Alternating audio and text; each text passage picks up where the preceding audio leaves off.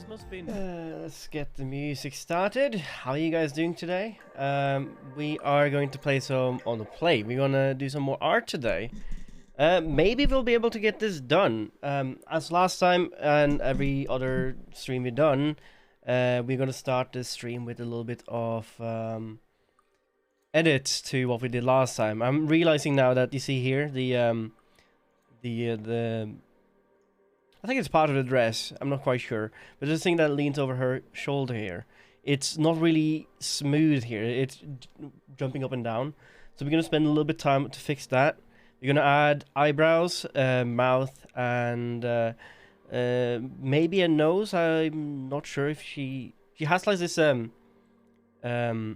shadow underneath her nose. We'll get that in, and then we're gonna fill in the fingers and add all these heart-shaped freckles that she has, and then we'll be done actually. So let's see if we can get that done. Last time we fixed this arm a little bit up, fixed the hair, we fixed the dress, and we added the pendant swinging back and forth. So did we also do the hair? What did we do last time? I think so. We added the details in the ears as well. That we did, yes. So let's just get started, shall we? As every time I need to just re-familiarize myself with the software, where we were at, what we're doing. Working on my Cintiq right now. Just jump in. Where's that?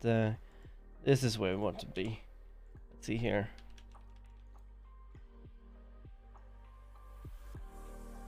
I'm just realizing the arm is a little bit messed up here. What's that? I think, is this the arm? Yes. Let's zoom in and get this started, shall we? Here, let's U and I to change size of the brush. Yes.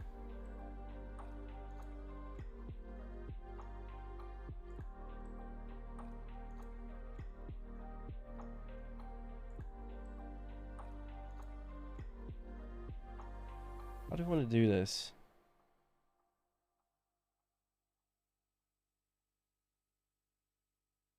You just take some out and add some in, really. I've been realizing that we have been doing streams almost every day for the last 2 weeks.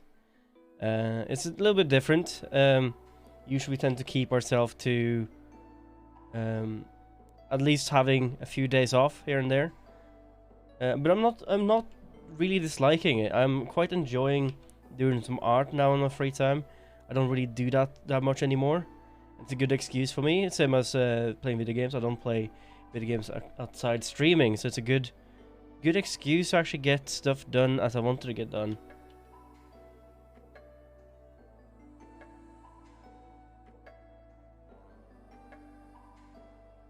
I'm moving so fast that you can't really tell.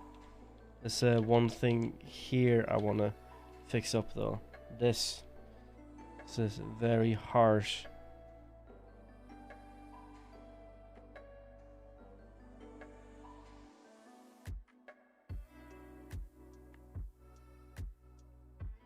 So when we filled in the arm here, we did that quite in a rush. So that's why we have to go back to it so much now. It's just my own fault, really. And doing this, like taking a little bit of a breather in between each stream makes you take a step back and see what needs to be done, really. Let's see here. Let's get back into what we were supposed to do. We were supposed to do this. I'm kind of trying to keep eye on time, cause I really don't sometimes. See here how it goes back out and goes back in.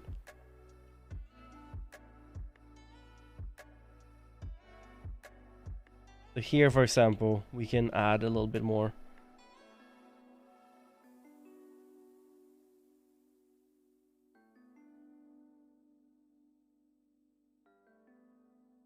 I don't like. I don't mind. Sorry, no, I do like. I don't mind having a little bit of wobble, because that gives a little bit of a life to your drawing. I find.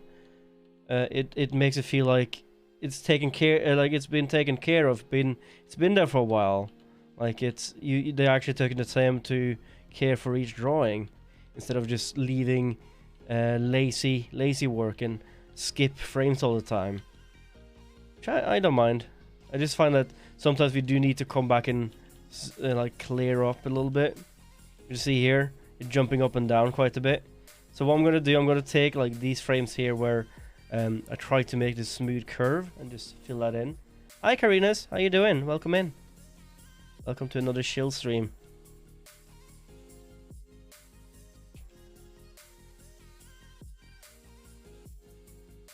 Did you start coding on your own, or did you ever like get taught how to code? I see you have been doing a lot for that video game you and Fleur and Hontak's been working on. Like I know you didn't start knowing the software, or at least Unity, but did you have any like C# experience before that?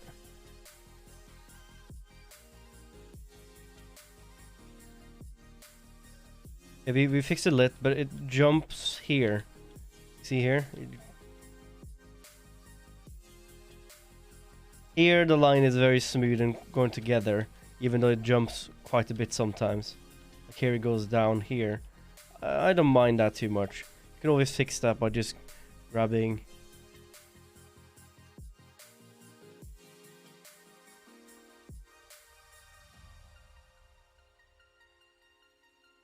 a brush here.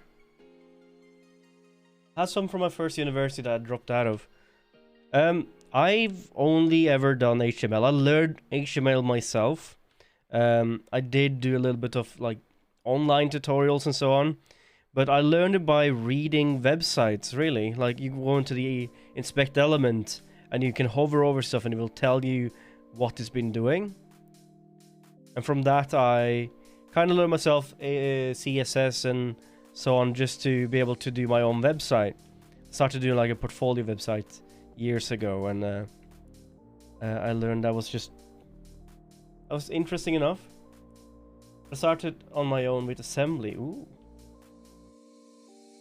I've tried learning a few times. I can read it all right, but I cannot for the life of me use it, if that makes sense. I don't know the name or the things that make stuff happen. So if someone writes it for me, I can read it and see, okay, this perhaps is in the wrong area, or are you sure this is how it should work, or could this be done differently? I could understand that, but I'm not able to understand why you would need a specific task to do a specific thing.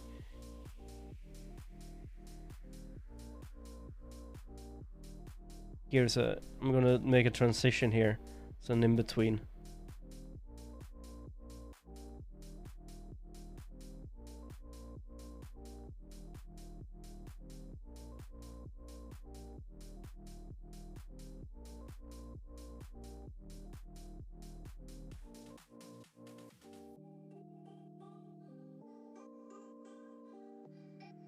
That's jittery, less jittery than it was. I can survive this.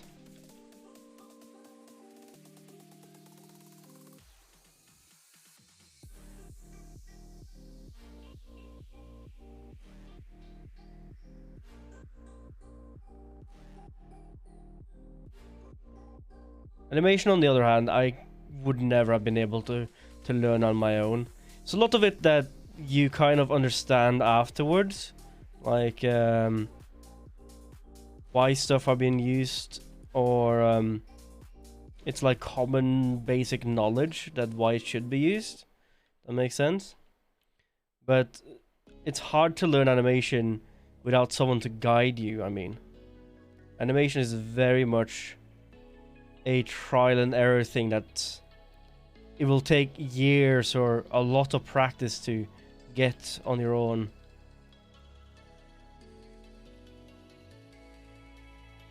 I'm gonna say I'm happy with that. I'm not gonna add too much more to that. Like it changed a lot just by doing this.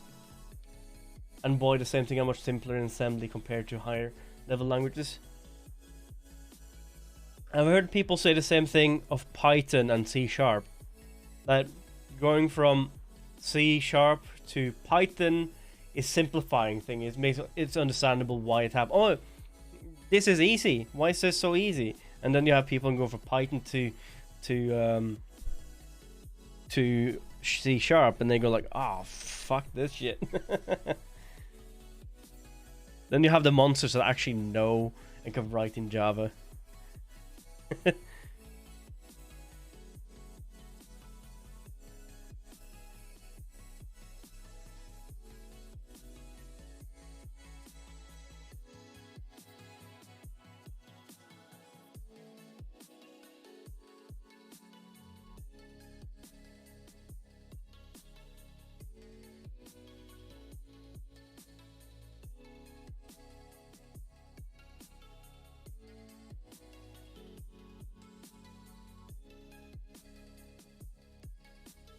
Adding a little bit of tuft here.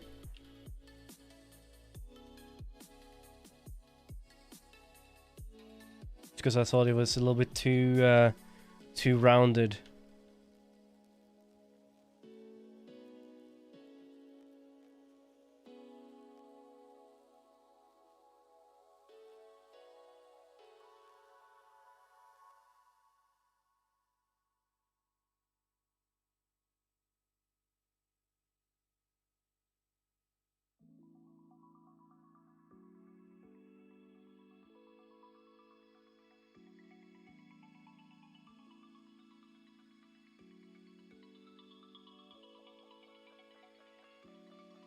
Well, when this is like running over, this frame right here sticks out to me.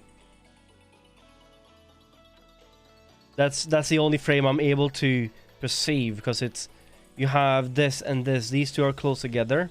Therefore, this will feel like it's there for longer. But it's have two frames that are very up on top of each other.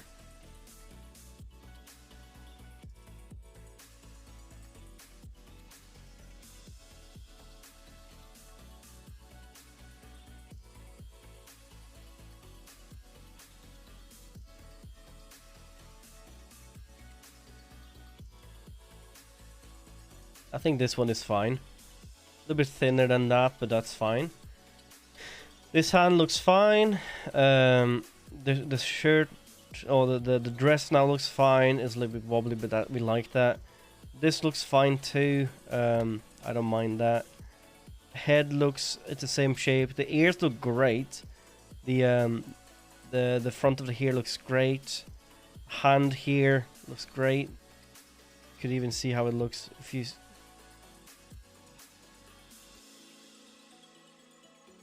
3212 frames and see how that looks.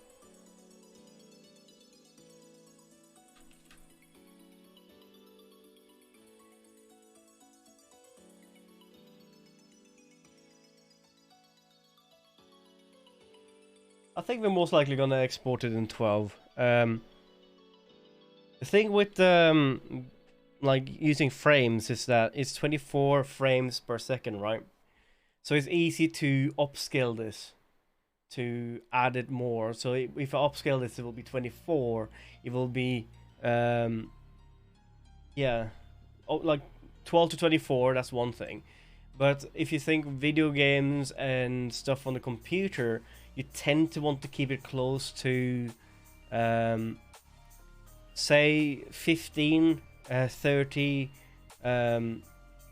60, 120. It's just the frames you tend to assign with computers. But since we are not going to use it in the video game format, I don't quite know. I think it might mess up if you use it for, it's going to be used on Twitch, with usually 30 to 60 frames.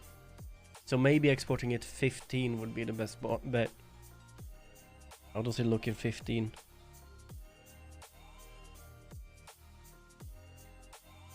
Looks good in 15 as well. I think that's where we've been keeping it anyway. Alright. Let's see. Next part. We could add in the eyebrows, or we could do the fingers. Eyebrows would be the quick bet. So I'm gonna actually go straight back into a previous layer we had here on the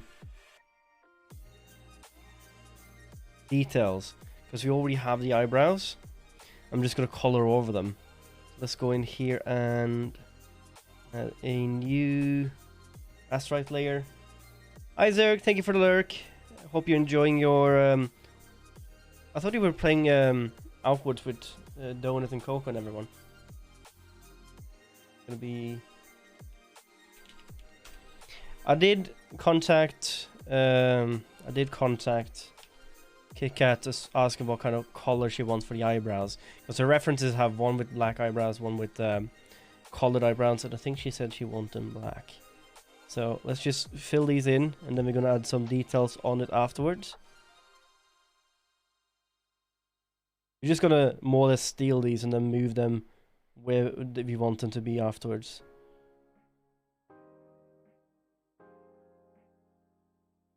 Did like how they looked, and we've already done the animation for them to look good.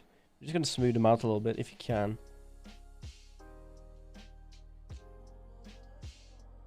I was thinking once we're done with this, I kind of want to continue a little bit with the art stream start again, because it's a good way to just keep time and actually converse with you guys while I'm doing other stuff, and it makes me feel creative, you know. I like feeling creative. I don't really do too much creative stuff after uni was done, so it's some work really, but I kind of want to keep a portfolio outside of work sometimes. I don't always get to do what I want to do at work, so yeah. I was thinking next time, instead of doing animation, maybe you should do some painting, right? I told you guys before, I have painted a little bit before, and I just didn't have time for it after that.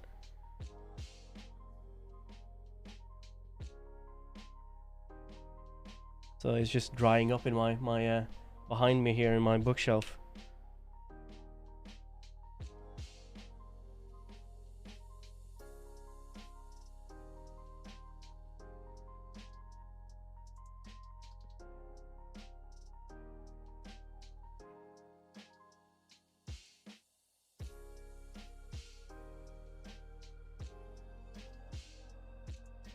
It does have some other details in the eyebrows other than just the eyebrows itself, which we're going to add in. It's a little bit of a bop up here and a few like lines here in a smaller size. But I'm going to get all of the main part of the eyebrows done first, I think.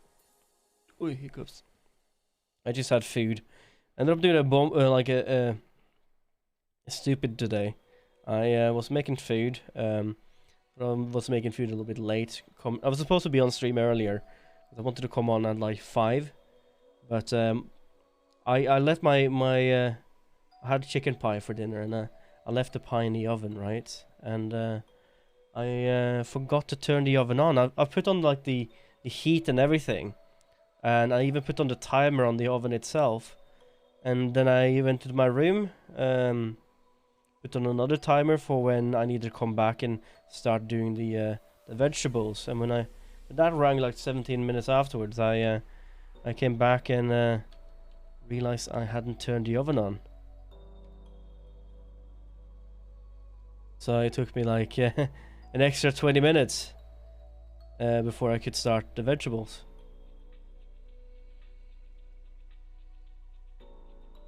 It was good food though. I'm very happy with it. I don't really eat pie that much, but it's good. It's good food.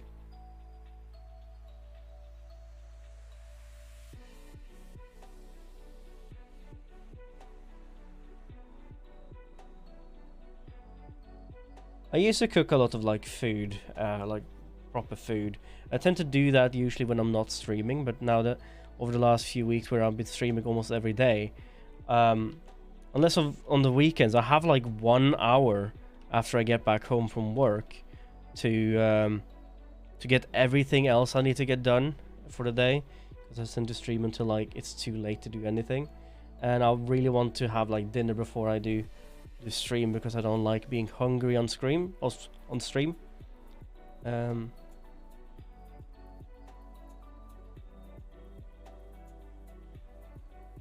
Because I'll just get very hungry at the end of it, and I just feel like my stomach is rumbling so much.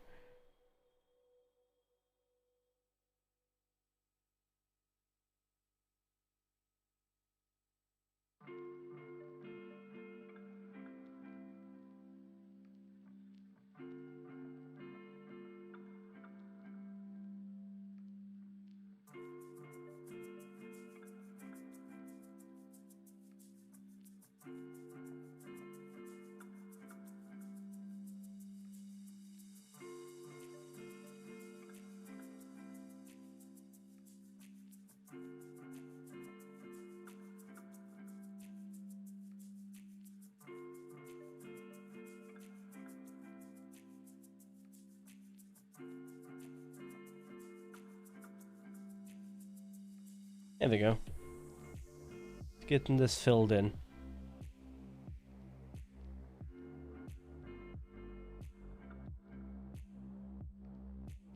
I've got some new books, by the way, since last time we streamed Art Stream.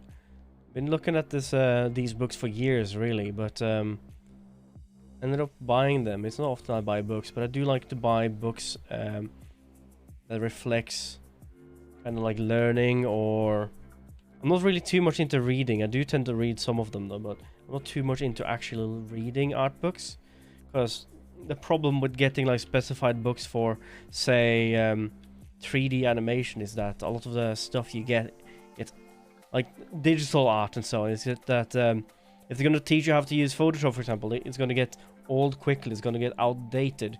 I spent a lot of money on books back in the day, like a decade ago, when I started doing 3D, to learn how to use 3D software properly. And I think I spent, it was a lot of money. I think each book cost about 30 to 40 pounds. I think I spent at least enough for 11 books. It was on my school. You don't need to buy, but it would be nice to have kind of book lists. And learn now that out of those 11 books, I ended up having, I don't think it's 11, I think it's less than that. Let's say like 5 to 6 books. I can't remember how many, but it was a lot of them, and it was expensive, especially as a student. And I remember going through them a few years ago to see which one to keep or which one to throw away. And out of those, I think only 1 or 2 of them I could somewhat use today. So after that, I just told myself, I'm not going to buy books that I'm unsure will be beneficial for me in the future. So, for example, for animation, the animation's survival kit is a need to have. It's been tested or used by animators since like the 1930s, I think, and it's a collection by some of the original animators at Disney. That was not the original book though. I think the animator survival kit was built up on that. I think that the original one is The Illusion of Life, and I have it right here in my bookshelf. I used to have them at work, and that's why I haven't had them at home for so long. But we are in the middle of moving offices to this new job I'm working at. So I've just been taking all my books home. That's why my bookshelf is so much more fuller than it tends to be. I have some art books there. I have some, especially animation stuff there. I have a book full of facial expressions I use. I have humans in motion, animals in motion, which I think it's from the 20s or 30s, where they literally took animals and literally photographed every single move they did, just to see how the anatomy and the psycho was moving. It was like a science thing. It was never meant for animation, but the animators use it as a huge reference. You've probably seen a few of them somewhere. Like the running black and white picture horse is from there. Yeah, stuff like that I don't mind having, because they have proven the test of time, because they've been in use for at least almost 100 years old now. One of those books, like since it first was published. Not that I have any first editions, but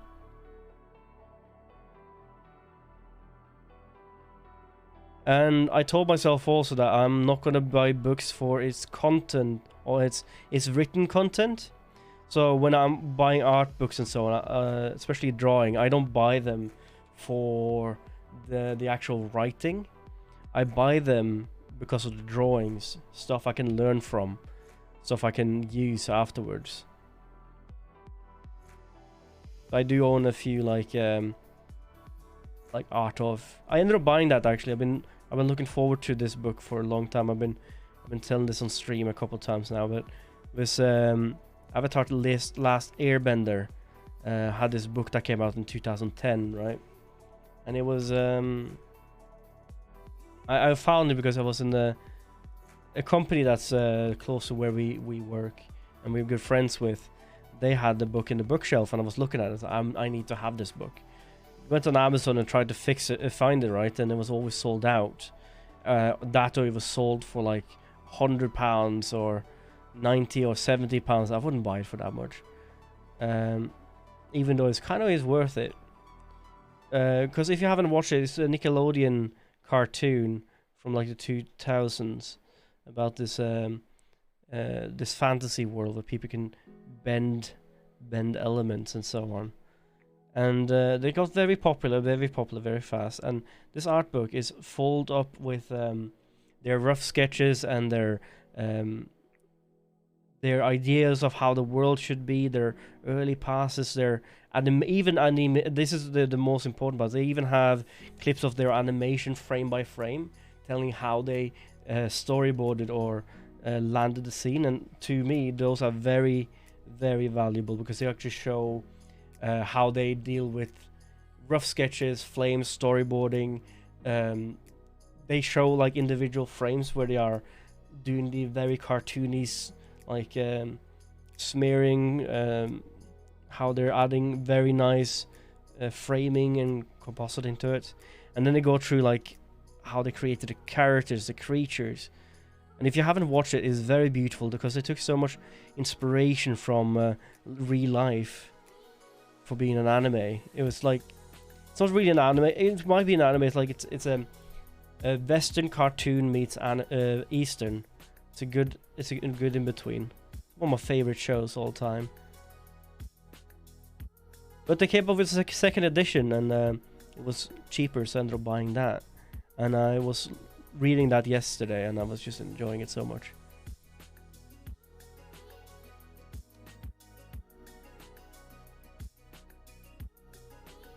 This eyebrow looks good. This other one has a wiggle to it right here.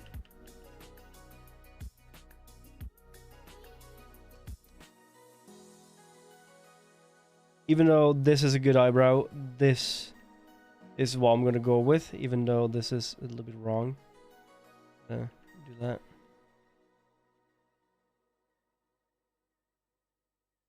You need to change this eyebrow.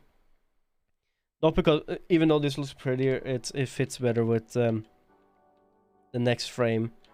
So here we need to go up a little bit and just further down, really.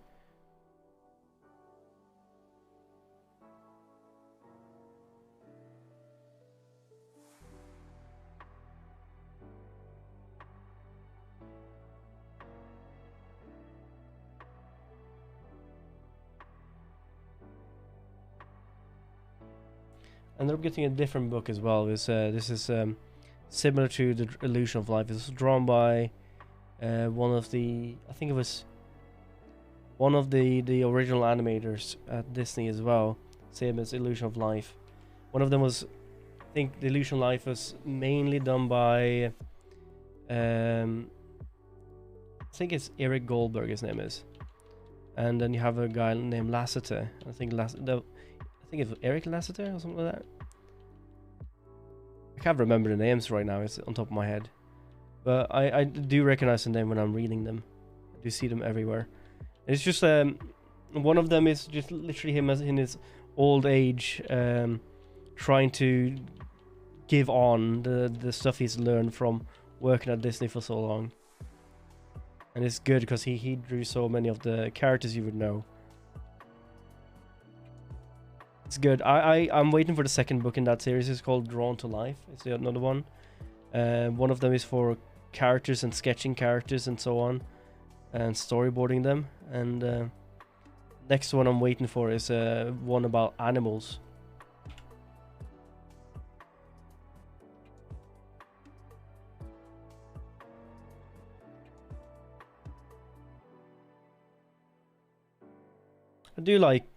I don't really draw that many animals myself, but I do like looking at people drawing them.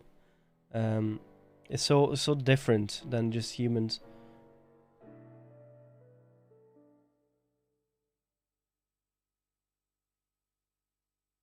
Also very different from what you'll find on Twitch here, for example. If you're looking at people drawing, if you go there right now onto the art browser, you probably find like 90% just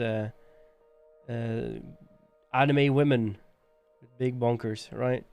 That's apparently what sells. The funny thing is, when I started my art journey in life, first thing I was told was never ever draw anime woman with big bonkers, and never draw someone else's creation. Like one thing is drawing a character that someone likes, or a character you like, but it's what would we call it? Like not caricature, but it would be called fan art, right? Never keep fan art in your portfolio. It's good to know that you really like the character, but I think it tells a little bit more that you don't really have too much inspiration on your own. If you're gonna use if you're gonna use art like that, for example, use it as an inspiration to draw your own style. Say, draw your own character from that style, or use that style as an inspiration. How you like to draw eyes, or how they went about creating anatomy on their own special little way. It's good to reference, but it's, if you're gonna make like a portfolio, make something that's a little bit more yours, right? We were told everyone has at some point tried to do something in their portfolio, and they said 3 artists always have the same thing. If you look at like random portfolios, they will have a lightsaber, of course. They will have like a scantily clad woman, and they would have what's the last part? I can't remember now. Fan art, most likely, but I don't think I've ever gone that direction. I do have a lightsaber in my early portfolio, but that was because that was something we could learn to do in order to learn how to do lighting and make lighting come out of objects, like an self-illuminated object. It's texture. But I don't think I ever went drawing caricatures or fan art of someone else's character. I've drawn some in my personal sketchbooks, but I never actually kept it in the portfolio somewhere, even though some of them I was happy with. Some of them it was a learning curve for me. Like, you get an art style you like, and then you just drag on from that. Changes size here.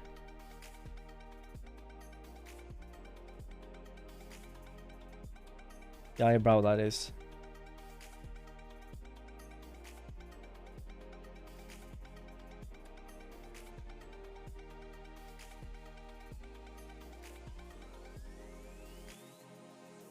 Alright, let's hide this detail sketch we did, and let's get our color sketch back.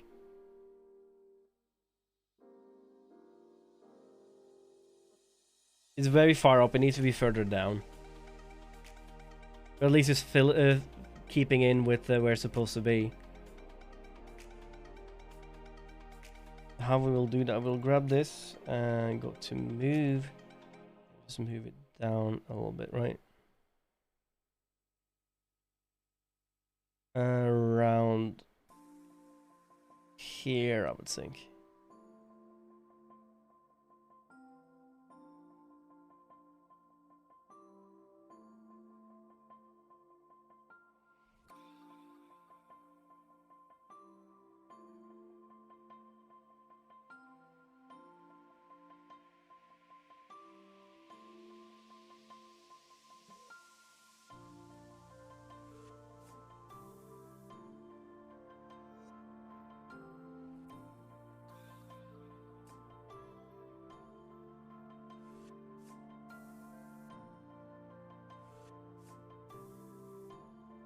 Making a key, like all of these things are keys, so we'll keep that. just because I need to move them a little bit.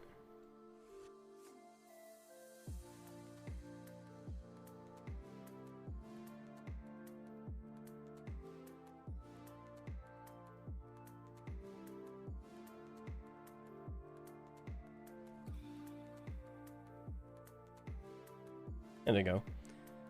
I don't mind it. Like, apparently the eyes in the art style is supposed to be behind the hair, so the hair goes behind the eyebrows. So that's a part of the reference we have. You see here the eyes is in front of the actual hair. So we'll keep it like that, and we'll add those little details I was talking about earlier. And we'll go in and make a mouth afterwards. Let's see, for this we need to reduce size a little bit. And what she has this little up point here.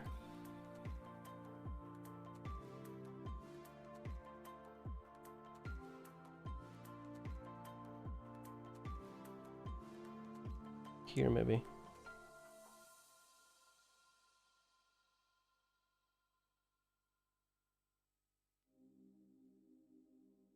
I like it better on this side, so I'm gonna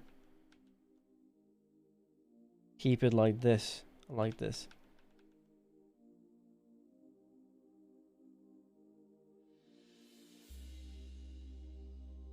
Like that.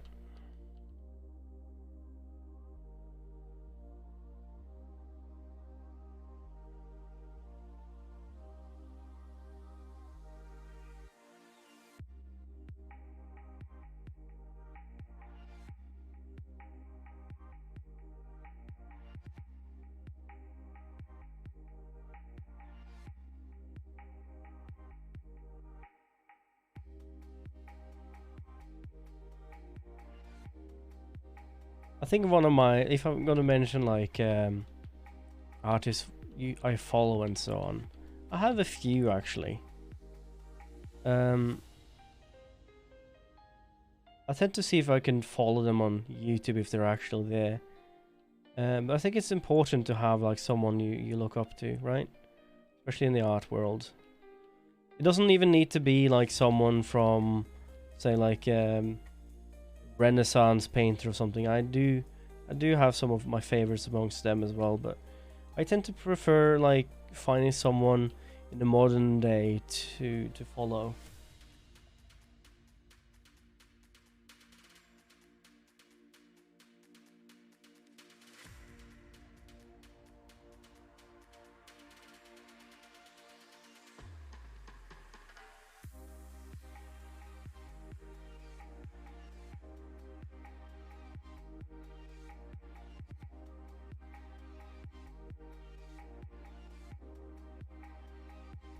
Go. Have a drink.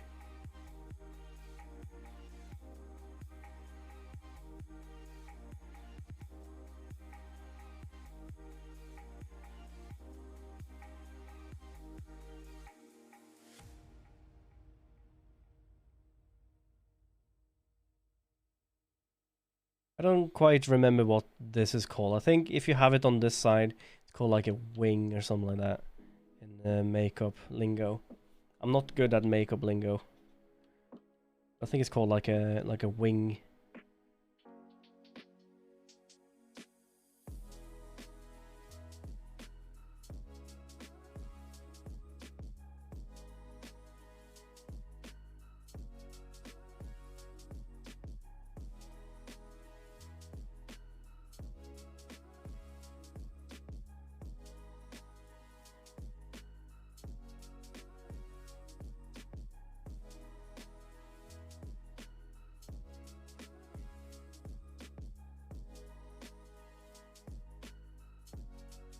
So this was protruding a little bit too much in.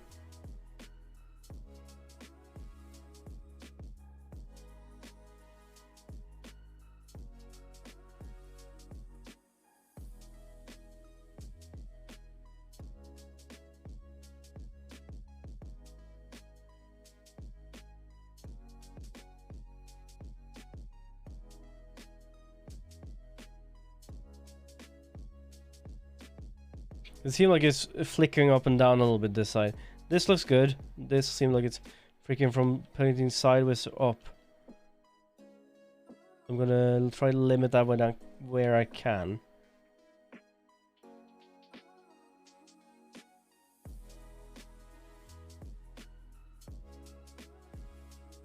Only a few frames I really needed, but I'm gonna go through most of them. The ones that looks like it's protruding when I'm clicking animate.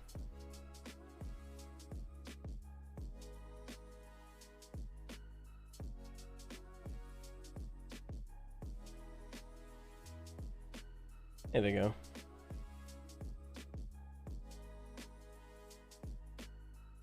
That's that bit. Then we have these 3 stripes coming here.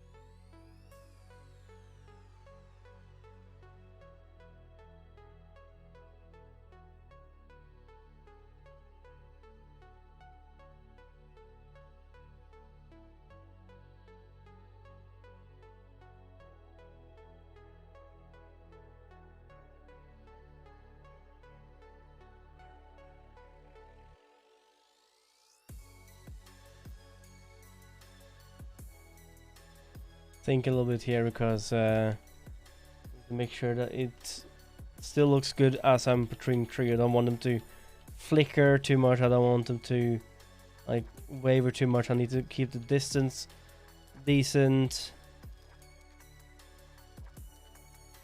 Too far away, too much up than last time.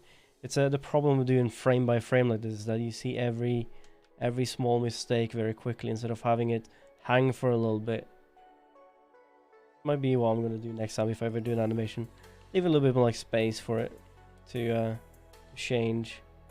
Maybe try doing instead of doing straight ahead animation, which I kind of do, kind of don't here.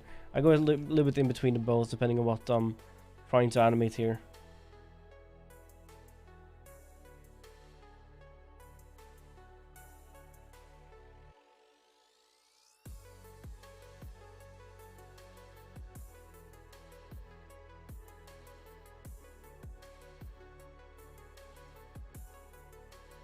I don't know if I like that or not. Might keep it in, might not. Not sure yet.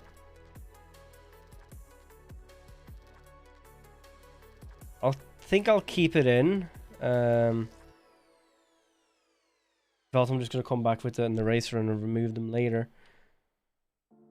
Because I think once we get all the heart shaped in, I think it's gonna look better.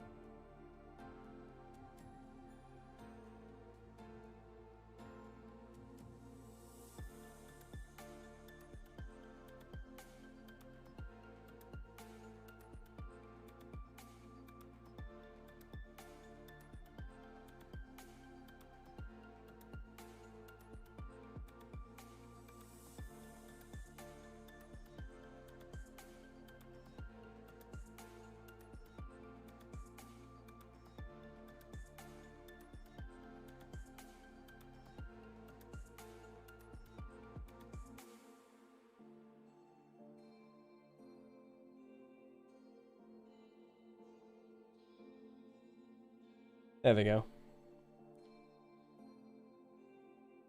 And now let's add the mouth. Add it in between there. Apply.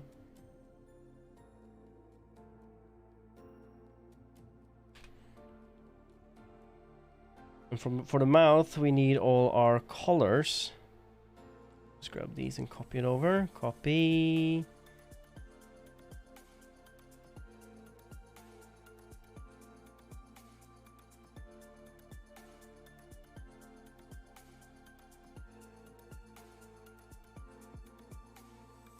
Face insert. Hi Shaker, I am doing an animation. I'm doing a follow alert for a friend of mine. 1 second, I'm just gonna put it over. I was gonna show you. We've been animating this for last few art streams. We just have a wave of whenever a person follows or subscribes to a friend of mine. It's just me chilling out, doing some animation and do some stuff like this. I kind of want to do more, but it's nice to spice it a little bit away from just all drawing. I mean, so what we're doing today, we have fixed we had a jitter in the shawl, or what you call it, the fabric that hangs over her from her shoulders. We fixed up a little bit on the arm here. I thought it had like this weird little I think it was on the first frame here. I think this didn't look all too well, so we fixed that a little bit. We have added the eyebrows, and now we are starting on the mouth. Once the mouth is done, we have to just remove the mittens and add actual fingers. And I might do that with just erasing a little bit in between and adding in a little bit. And then we have Freckles. The character has some heart-shaped freckles coming along her arm, going all the way up to the shin. So I don't know if I'm gonna draw them separate, or if I'm gonna find a brush and make like a random brush for it, a custom brush. I mean, yeah. Might do it by hand and just limit the amount of this, but yeah, we'll see how it goes. But for now, we'll add a mouth, and by that we start with I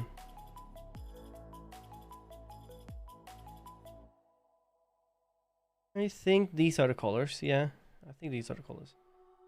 Quite purpley. So I have this color, and I have this color. I think that is top lip and lower lip.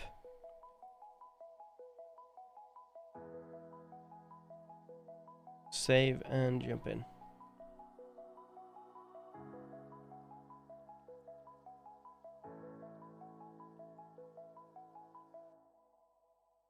Let's actually change the brush a little bit. Let's increase size and increase minimum size.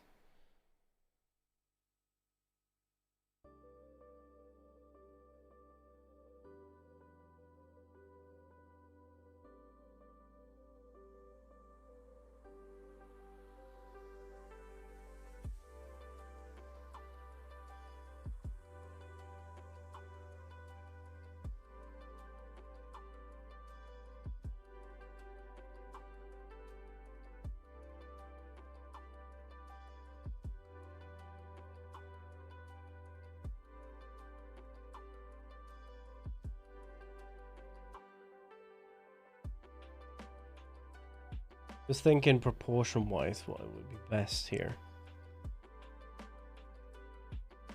I think I need to add in the nose before I do anything.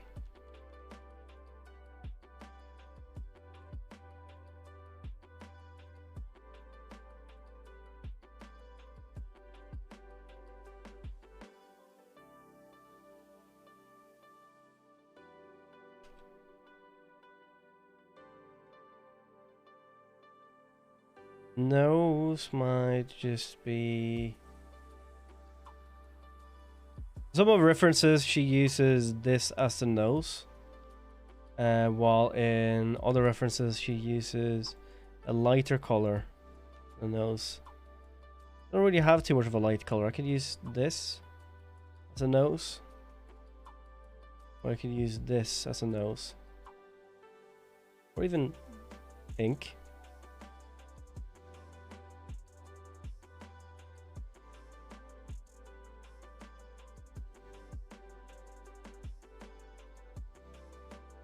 I think I'll add this actually. The color what was the color I used here again? So too much. That's the same color. So the nose is easy to make really. So it's Just a triangle.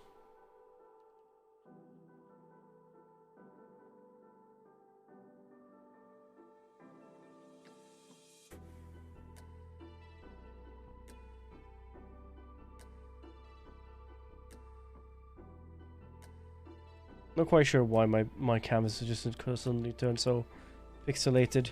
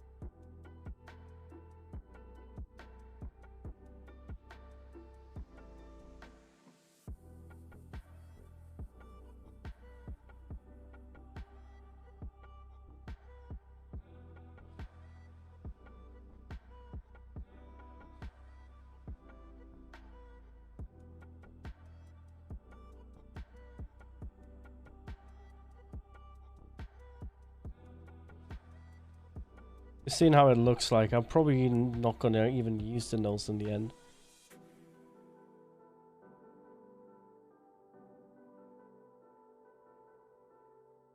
Yeah, I think this color of the nose is a little bit too much.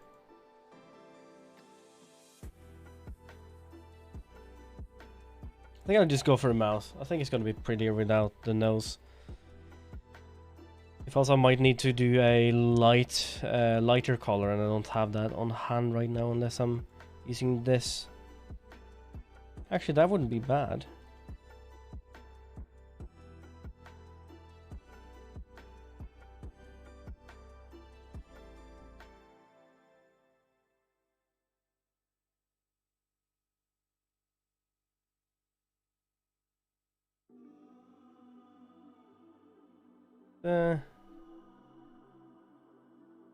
Actually use this.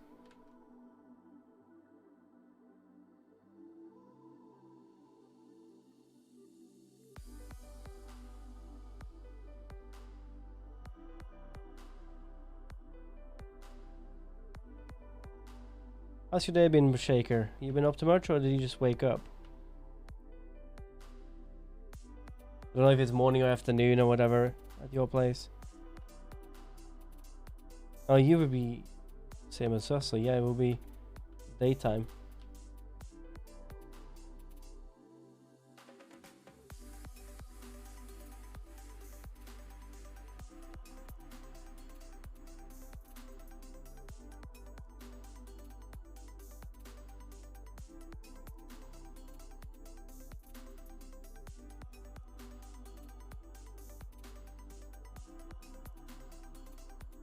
Seven, so yeah, you're the same as me then.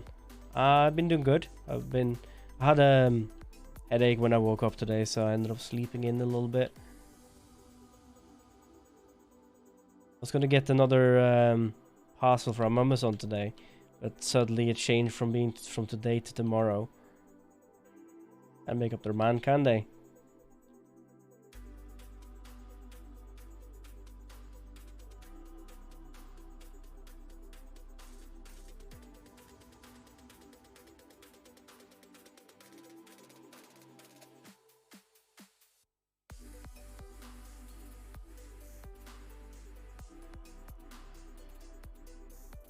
This is too much on the top of the nose. I want it to be bottom of the nose. Put it here. It'll be less seen too, which is nice.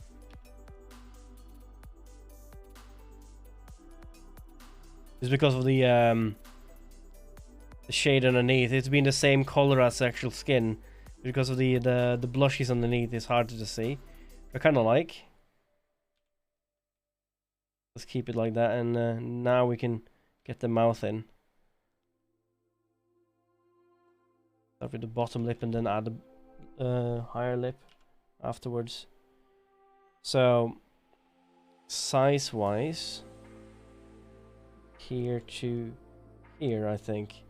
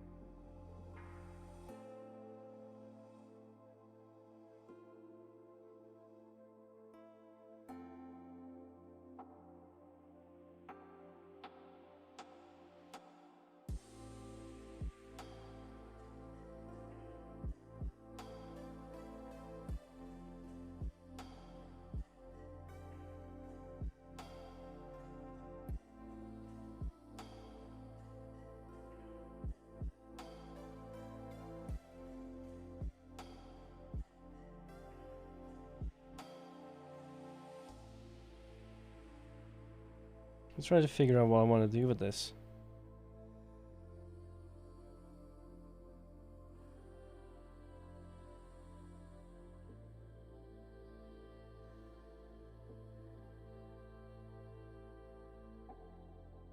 This is what I want to do with this.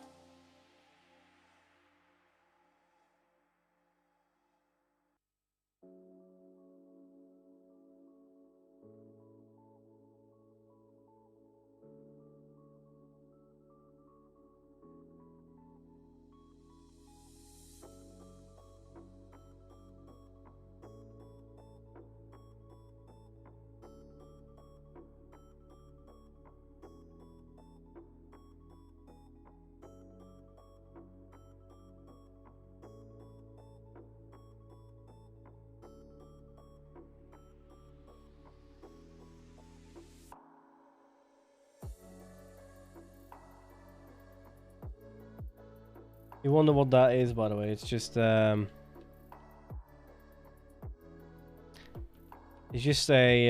ghost line. It's an onion skin that shows where a previous frame has its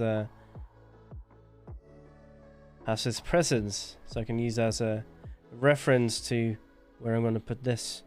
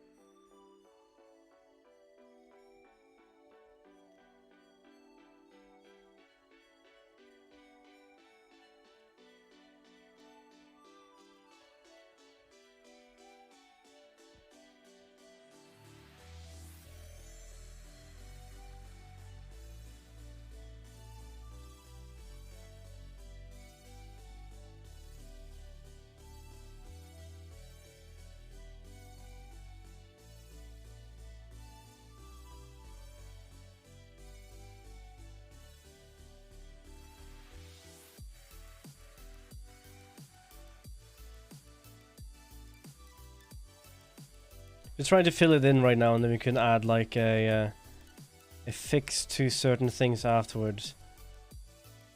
Now it's starting to bend a little bit. That's why I'm doing a curve here.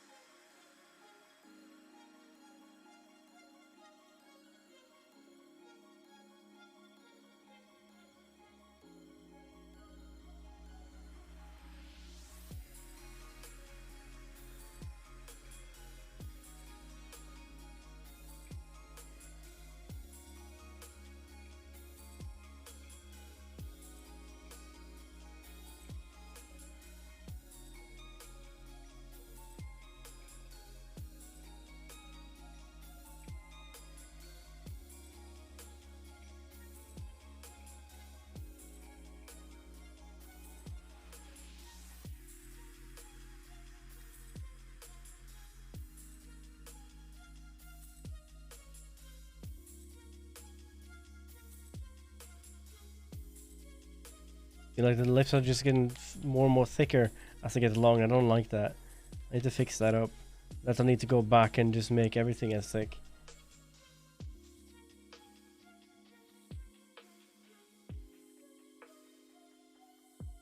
I don't understand why my canvas suddenly became so much more pixelated. Something I did wrong? Did I scale it up, scale it down, or something like that?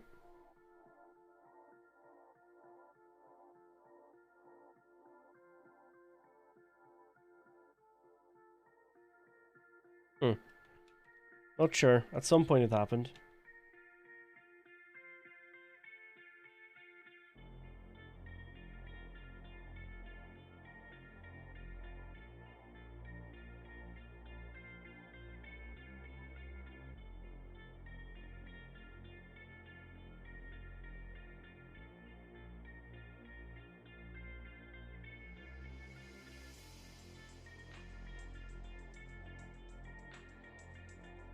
It's fine on Twitch then, yes. It's just me, because I'm working so much into it. I can see individual pixels, like here. I think you can see them when I zoom in. I think when you press N, you won't be able to tell anyway.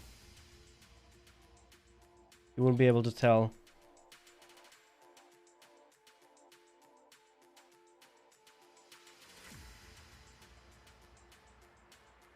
Just sizing of the actual canvas and the art piece. That's the reason for it. And I'm working in such a small little thing. And now we're starting to go back again. Slowly move her forward. Upwards, I mean.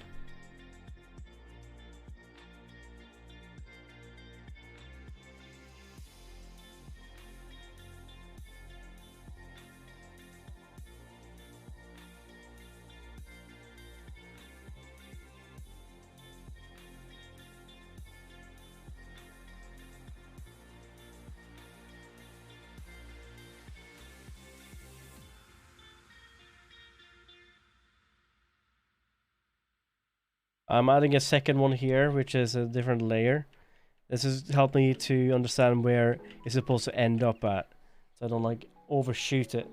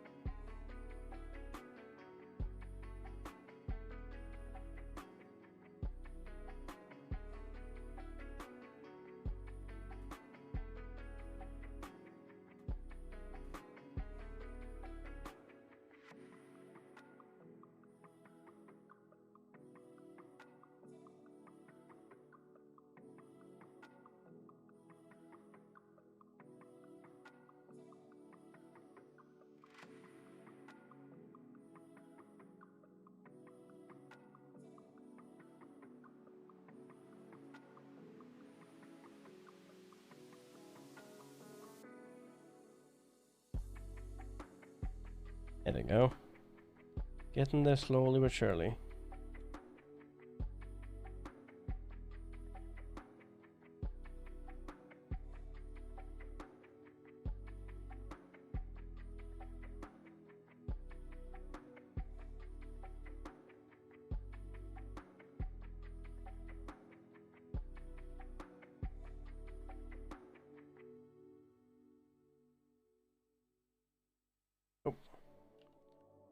Get my brush.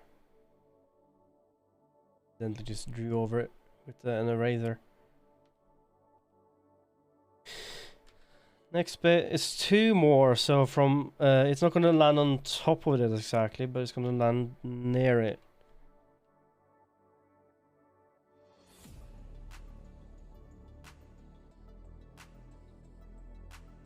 Might have to go in with a move tool at some point and fix it, because even though it's where it's supposed to be, it doesn't really follow the head perfectly either.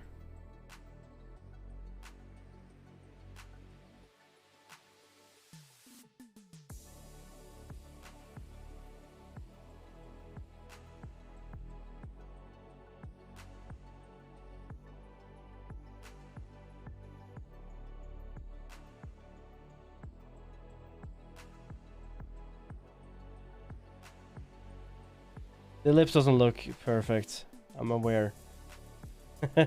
We'll get to fixing up in a second.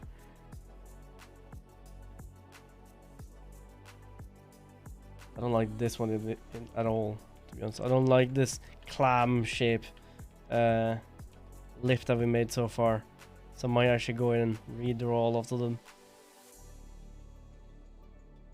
I kind of just want to have a shape to use as a guiding point for where I want it to be, and then we're gonna come back in and fix like it to look like an actual lip.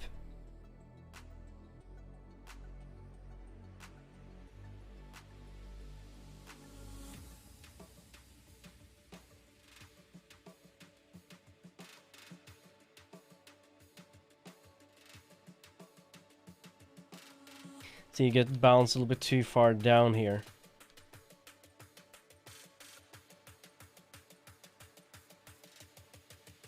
So some places I'm just gonna have to push it up. Like here, I like the placement of it. Then it here about it goes a little bit too far down.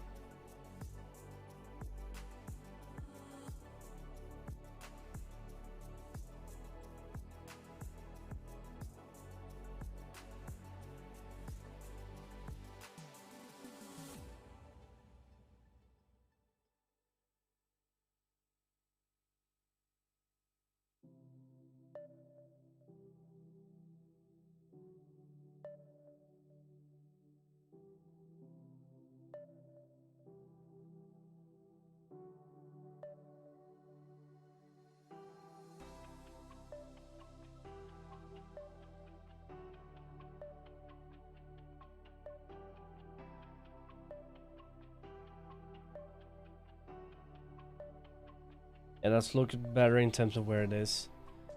How can we make these lips looks better? And to find a good reference here. I have this whole monitor here full of like references. Pinterest I use, references from the actual sketches.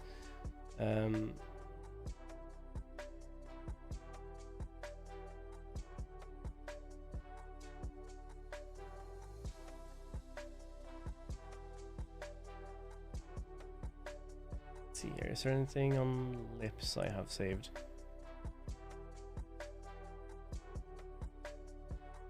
We just use another character here somewhere and use that.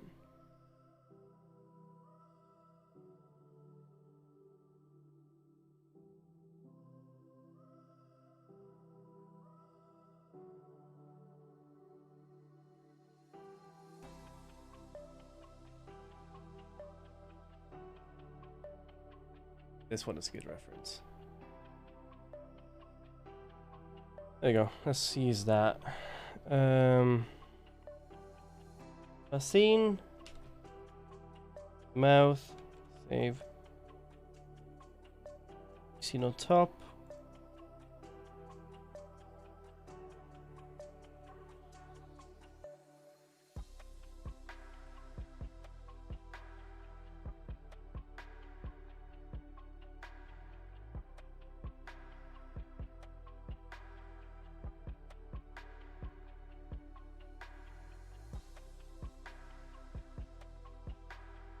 See here. What I might want to do, I might just use a small brush and just fill in afterwards.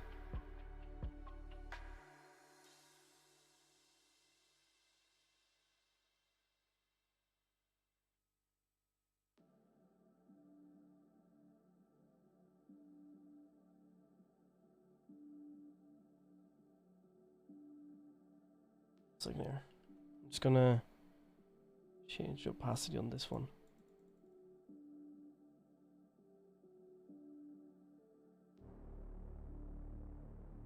So, how to make this better? I think we have to just do actual outline.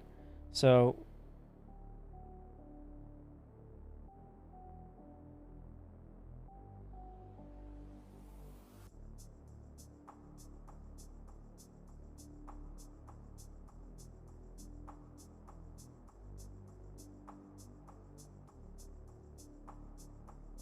something like this. Let's get this smile up a little bit so it's easier to see. Gonna come in with a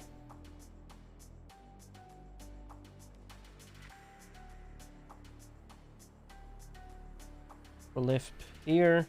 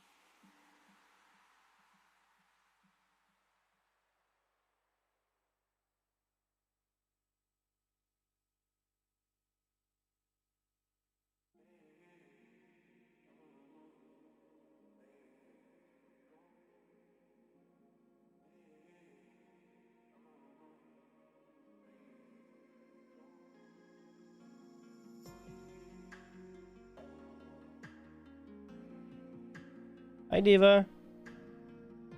Welcome in.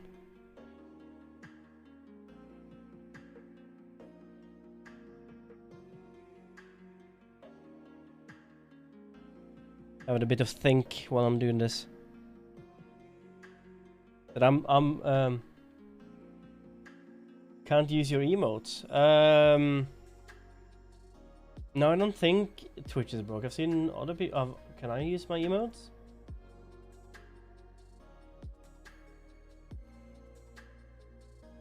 Yeah, I can, but then again, I didn't use it from. Try refreshing a web browser, see if that helps.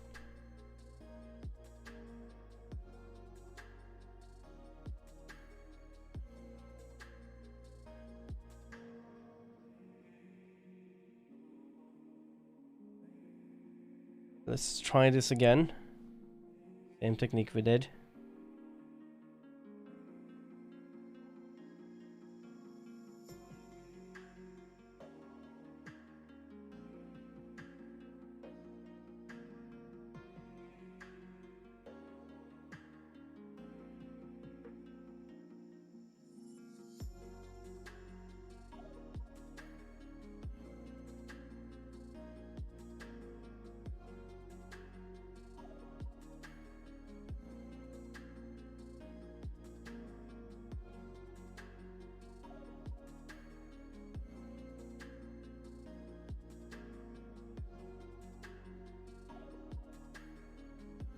You're working on the next update and you hate it? Oh no. Is that like a patch update or is it just like a regular update? Like some new stuff adding in? Like how we used to do is that when we had stuff, we wouldn't launch the game until we had at least a couple of updates already in the progress. Because you don't know what will happen, right? So you have a little bit of buffer time. Because you know when you release it, you will have cloud functionality. Because you always know that you will have at least someone having to work on day one patches. So a lot of stuff, especially if you don't have a QI team, that will just pop up.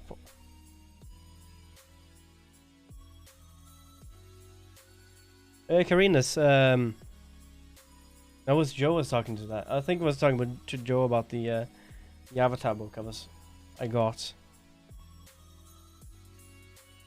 By the way, Diva, the thing I ended up getting, by the way, you were right. I have a few games planned for tomorrow, so we're gonna have a fun time.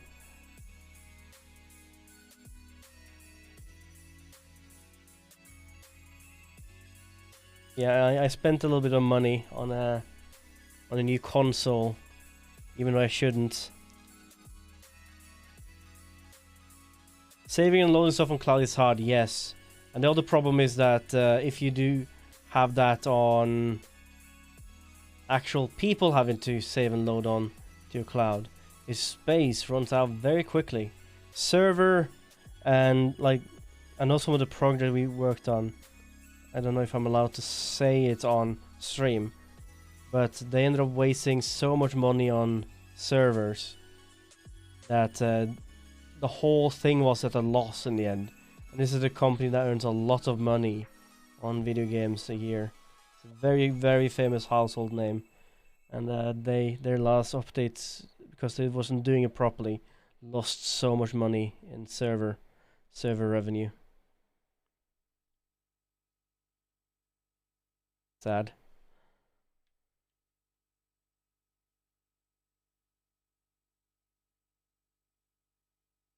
You should be saving medium-sized JSONs. Okay. I won't say that I know anything about actually building up, keeping servers. I just know from what I've heard from working with people who do. So I have no idea how it actually works myself.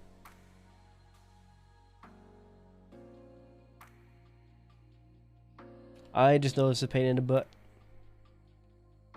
About 20 short lines of text. Ooh, that's not too bad. They're probably just making it work, I guess.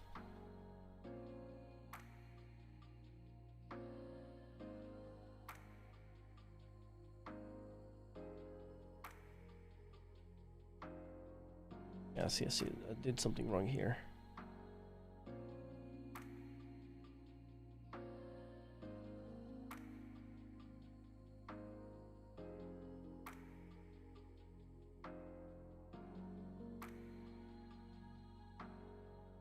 Yeah, because you think it should work, but it doesn't.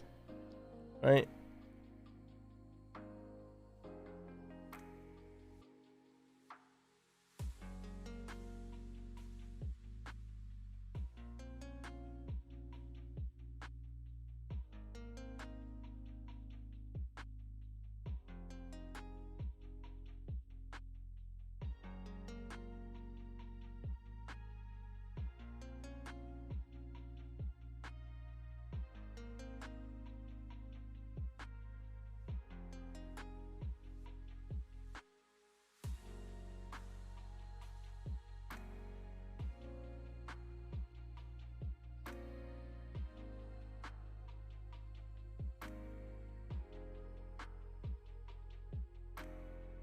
Is just you working on the code, or is OnSec also helping out with it?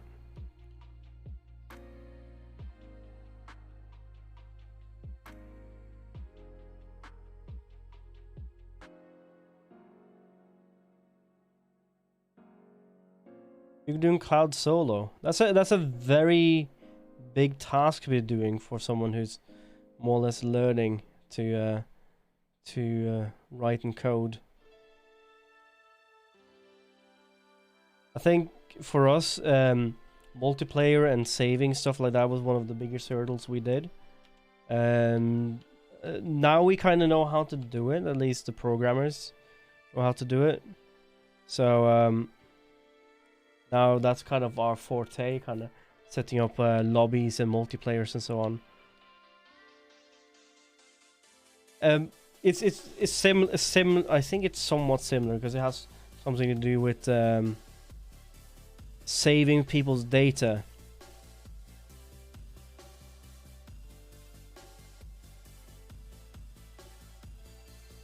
The differences between them is like saving people's data and actually keeping them in sync with the other people. It's one of the big hurdles I think we have. But I might be wrong. I said I am no coder, so I don't plan to, or try to at least, to seem like I do know what I'm talking about, but I don't. That was a problem in the butt. I try to learn at least.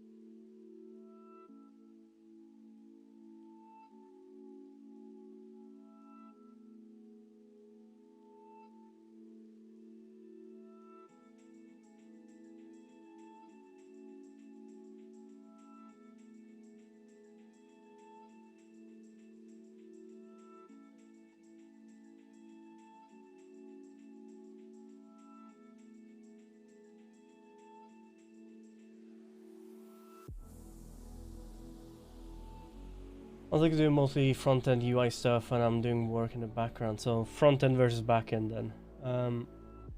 Emotes work on my page, but not on yours. Weird. That's weird.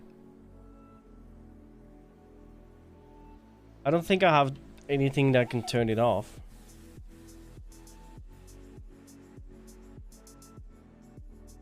I know I had some issue with internet this morning, but that was because Adobe planned to do a very unannounced update, which I didn't ask it to do. Suddenly, I didn't know why is my internet so slow. Just trying to download Photoshop.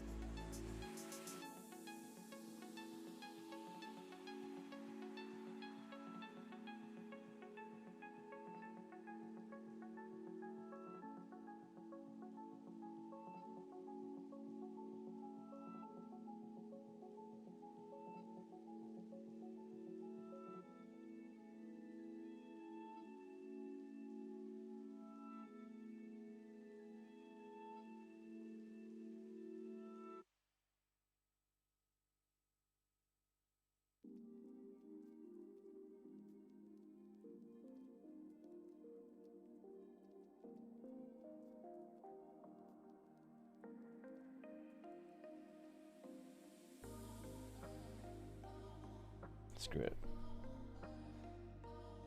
Really didn't like that mouth.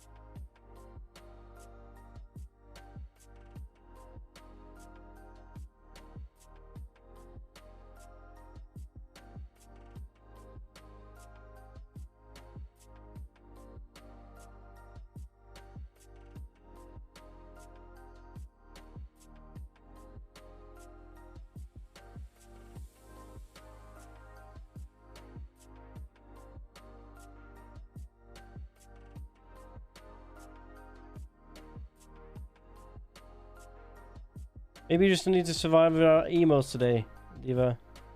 It's sad, but might just be how Twitch is working today. Twitch is always weird.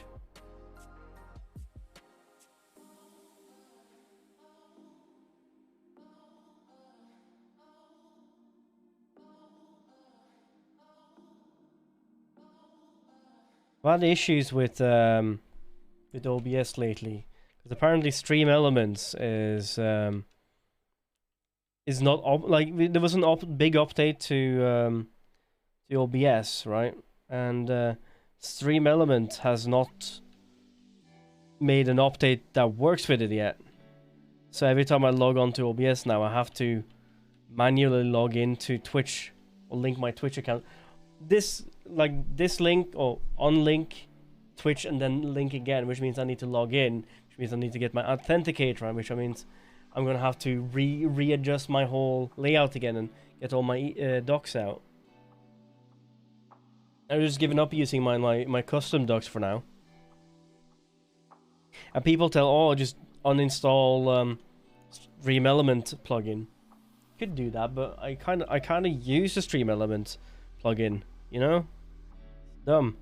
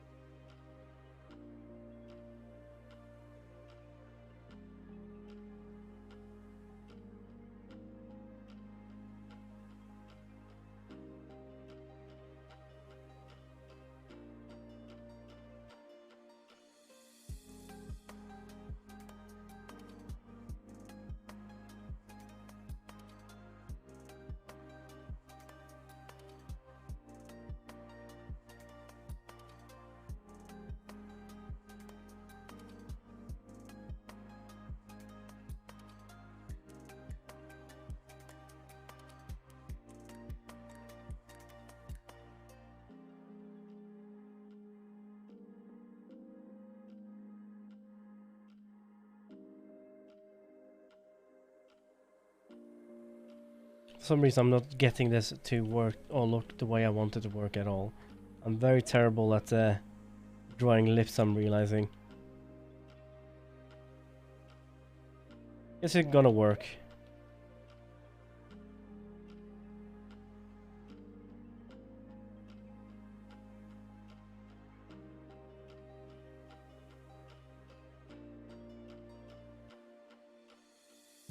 Using those as a reference.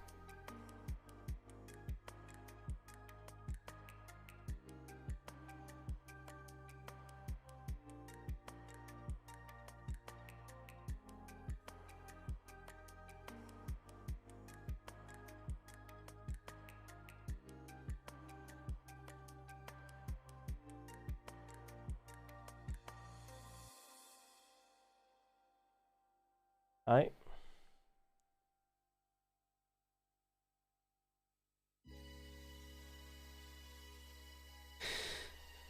Only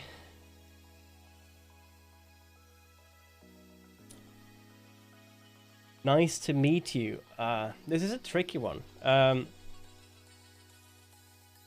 Hyggligt å møte deg. Hyggelig å møte deg. Means hyggelig, which means like I think it's nice.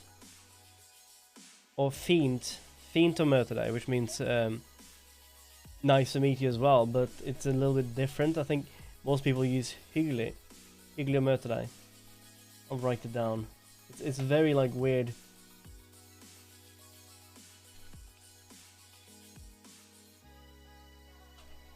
Hyggelig å møte deg. Hyggelig å møte deg. But usually says it was nice to meet you, or it is. Det er hyggelig å møte deg. I don't know. It sounds weird to me. One of those things I never understood how to phrase properly. Hyggelig å møte deg. For in my mind, it doesn't sound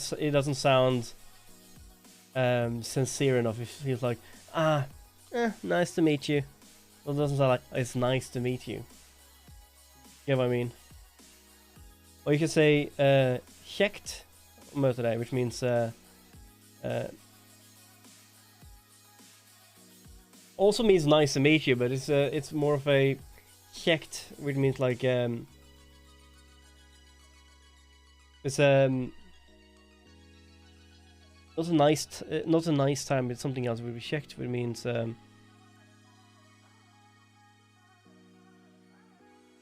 how would I say that? Kjekt å møte deg. That's what I would say. It's kjekt å møte deg. That's what I would say. But kjekt, how to translate that to English? Kjekt means cool to meet you. Without it meaning cool, but like the same phrasing, I guess.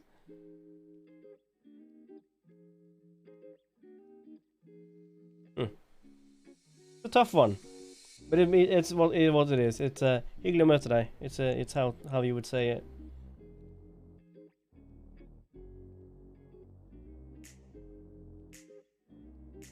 All about the how and when and age and so on, or how you actually feel about it, I guess.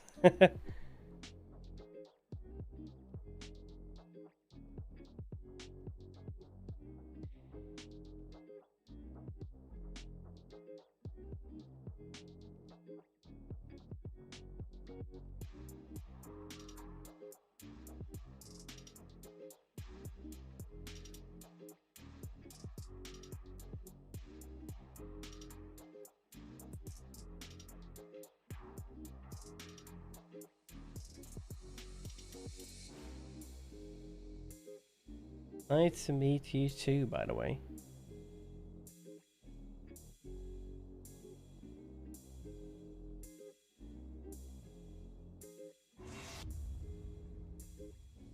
Now my head is like all into what would be the English word for kjekt?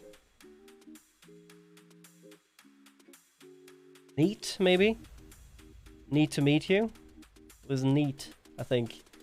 Kjekt would be.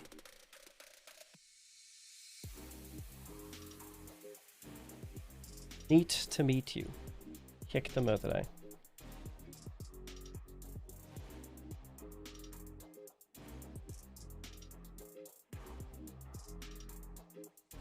Hvordan går det? It means how is it going? It is going good. It's going good.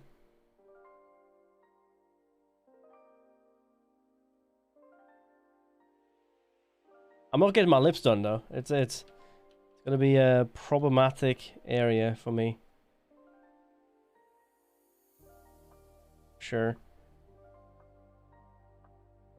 Like sometimes it's the eyes. I always have problems drawing. Sometimes it's the mouth. I'm very not used to drawing full lips. I tend to do like lines and like detailed inside of them. Like I would draw a mouth. I would draw mouth like how is it, like the upper lip being up, and then we'll have the underlip going underneath, and you will have like a teeth in between. It's weird to do when all I can see is pixels. Can't really get nice lines with it.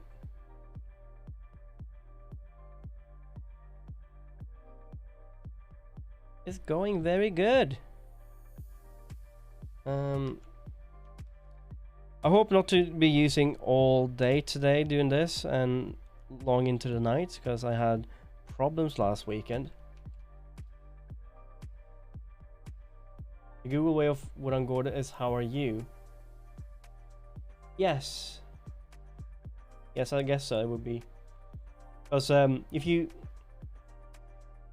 can also say how, it could also be Ossen Gårde instead of how Wodan. There's different ways to pronounce everything.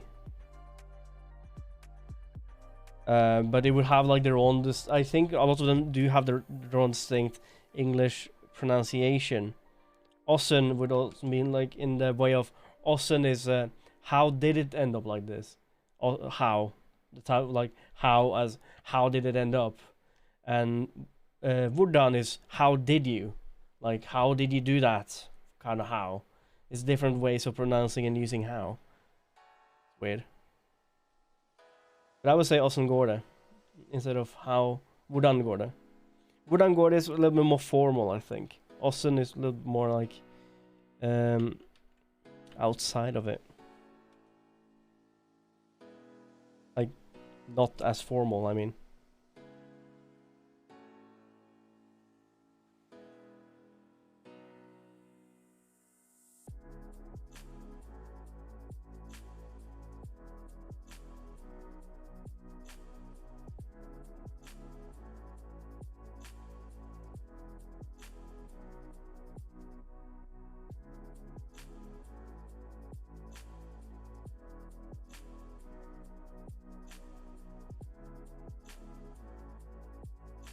More like, because I was growing up in less of a formal way of speaking, I guess.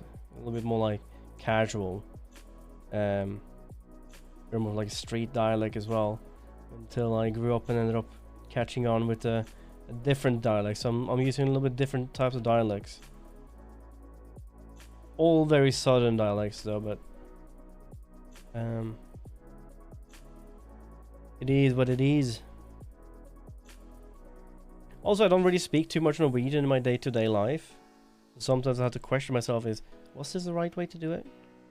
Because I live in the UK, right? And the only times I speak Norwegian is when I'm writing or if I'm in a video call or a video call, but just a call to my family. And I don't do that every day either.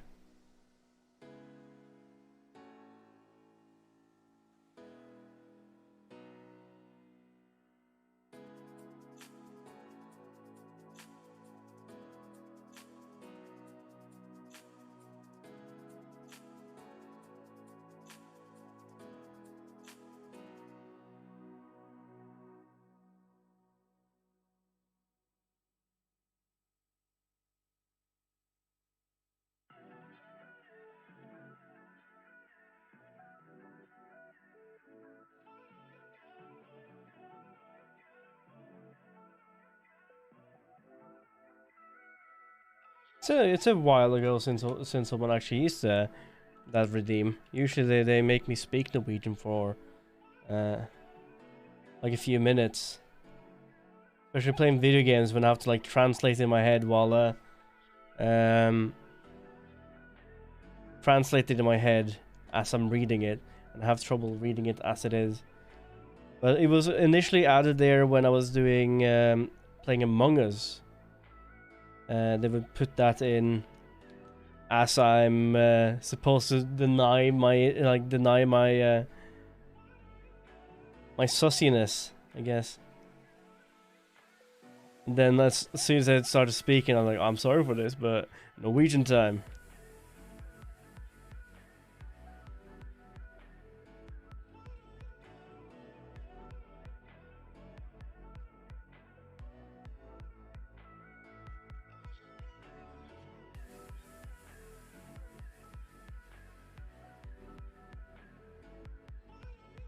seems weird to have that mouth there. But we'll add it in. See how it goes afterwards.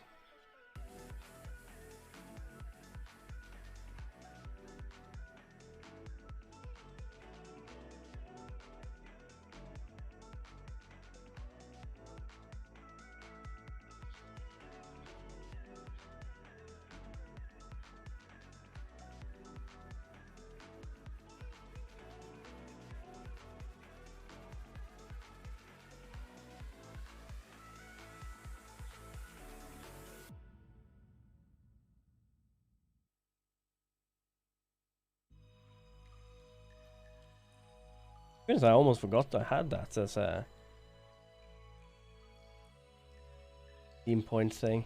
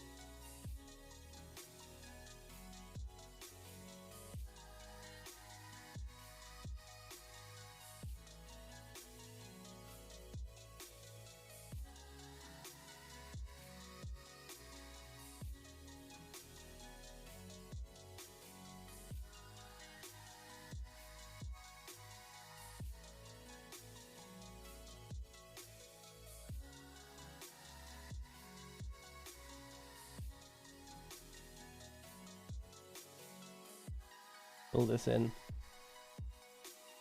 Only 2 full frames, and we'll see how that goes. I might actually go in and squeeze them together a little bit, because I don't know if I like the thickness of the volume of the lips. You're trying to learn Norwegian? Since when? That's cool. Well, what's your reason to learn Norwegian? Like usually when every time I know anyone trying to learn Norwegian is mostly because they have a girlfriend or boyfriend or something like that. That is Norwegian. They want like learn it to be cool or learn it to like show off to them or something like that. A hard language to learn. Just saying that it's a hard language to learn. It's a lot of pronunciation that doesn't make sense. And sometimes the way of building a sentence is like you can use both ways, like the English, and sometimes one of them is preferred over the other. So your objective get moved around sometimes. Objective and subjective wording gets moved around a little bit. It's one thing I've been wondering myself. If I ever get a kid, how am I supposed to have this child learn a language? I'm not going to be able to teach this kid a whole language, even if it's my own language. And friends of mine that has kids, he just said that as long as you have just use your language, you kind of pick it up after a while. So, but wouldn't that just be counterintuitive for example, if they need to learn English first, right? Because a friend of mine, he has an English wife and has a kid now, and his kid's it's like 4 or 5 years now actually. Well, actually no, yeah, maybe 4 years old now. He's still in a stroller, but he seems like to be growing fast. And he somewhat understands Norwegian as far as I know, but he was very, very shy when I met him last, so. Yeah, it would be more or less that, yeah, the mom would speak English to him, and dad would speak Norwegian, and that way the kid kind of need to mix up both. No, another friend of mine also lives in. Like we're all like friends. We went to university together. We all stayed in the UK afterwards. He also has a English wife. They all met at uni. It's nice. Like the wives are friends of each other, and they are best mates as well. It's like a good combination. But the other guy, the not the guy with the kid, but the other Norwegian, he has a dad. I think his dad is Persian or something, and his dad doesn't speak Norwegian or English. He speaks mostly just Persian. I think it's mostly the same thing. Like he knows how to speak Norwegian, he knows how to speak English, but he chose to speak Persian to his son because I think it's one of the few people he can speak Persian with. You get what I mean? Yeah. My problem is that as a Norwegian, especially with my family, it's important not to just learn Norwegian if you ever grow up, because Swedish is also very, very important to my family. Even though none of us are Swedish, we know a lot of Swedish songs growing up, and we know a lot of like we have a lot of Swedish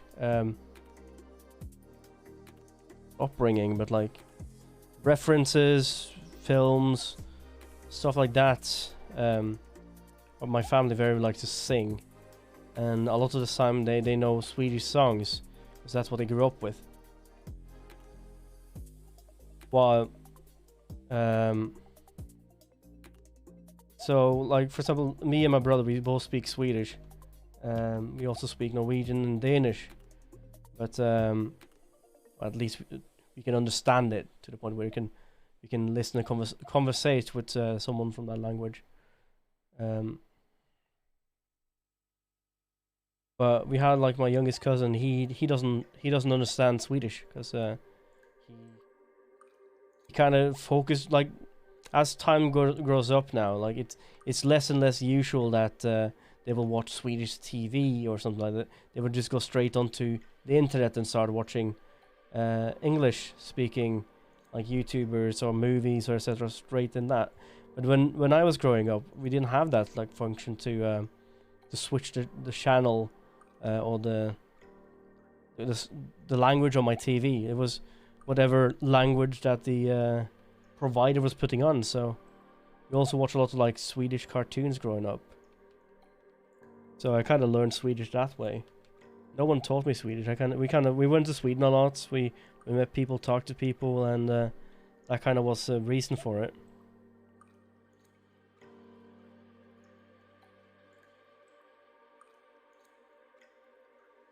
So my family thought it was very weird that this youngest cousin of mine couldn't speak any Swedish, so he was hard time understanding a lot of references or movies or etc. that we were quoting. Like for Christmas time, we tend to watch some Swedish cartoons or whatever. It's very like Christmassy. Poor guy never understood it.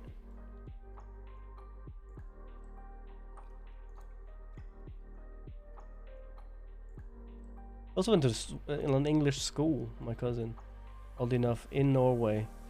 So he was more used to using English than anything else. I found that weird. Each to their own, I guess.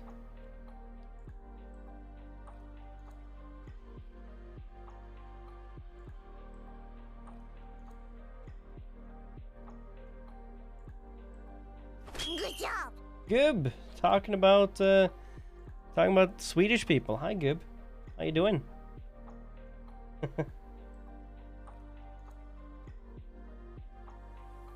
We are doing animation today. Welcome in. Hello. It's a long time no see. I've been missing you. How are you doing? I'm just finishing up making this mouth here. I'm just looking at it and see if there's anything I need to change with it. I think it looks weird. That's because you can't really see the nose that much. But I think as soon as we get the freckles in, you'll be able to see the nose more, because that's going to be underneath the nose layer. that we might actually need to change the actual color of it. I'm gonna keep that for now. Let's jump over for the hands. It'll be a very destructive way of working, but we'll see how it goes. Let's make this smaller.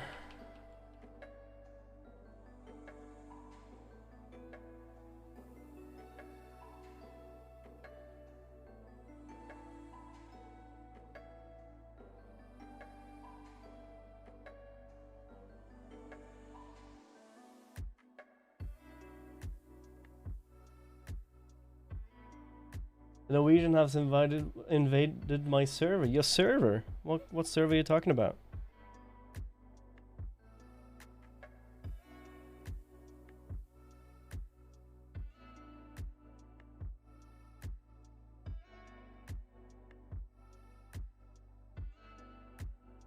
Shh. I don't know what's going on.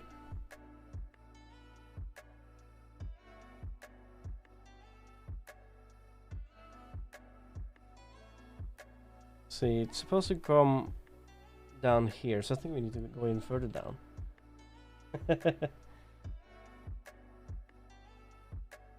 Hope you're doing good, good.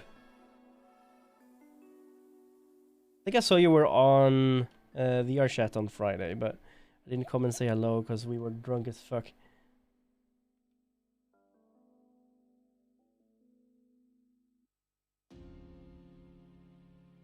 We joined in. We just went to not a private, but a friend plus place, and we just listened to music, drank alcohol.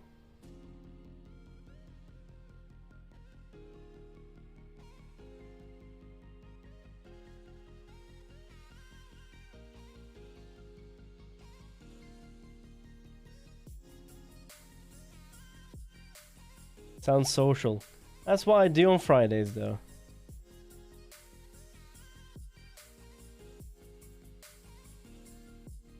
Get drunk.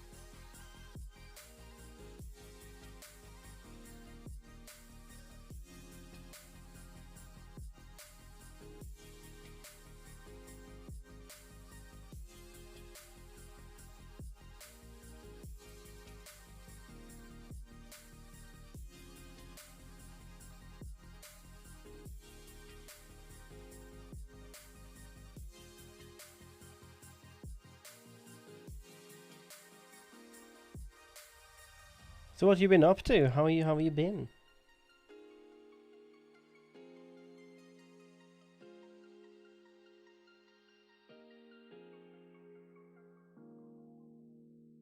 Work?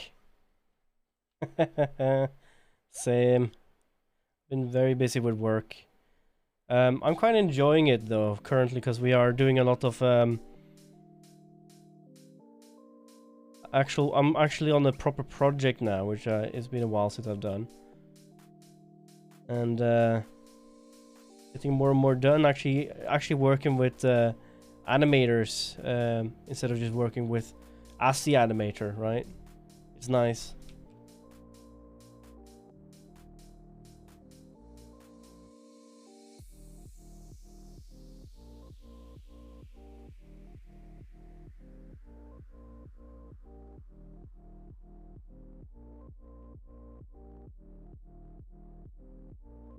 You just drive stuff. Well, someone needs to do that too, you know.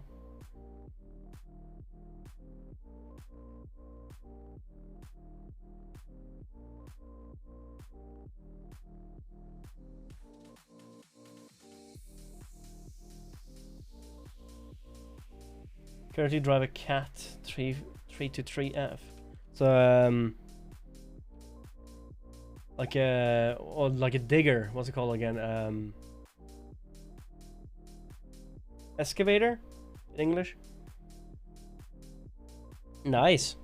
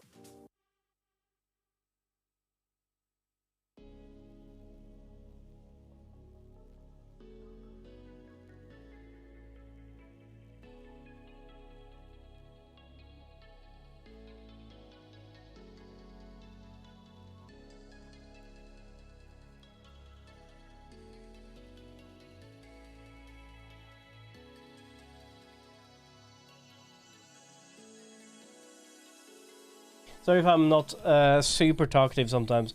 Sometimes, as I say, I can't chew and blow bubblegums at the same time, or walk and blow bubblegums at the same time, as the saying goes. Very much have to like focus on thinking about the anatomy of what I'm doing sometimes, and it's hard to concentrate or be talkative sometimes when your brain goes right. You guys have the same issue? Sometimes I can't function,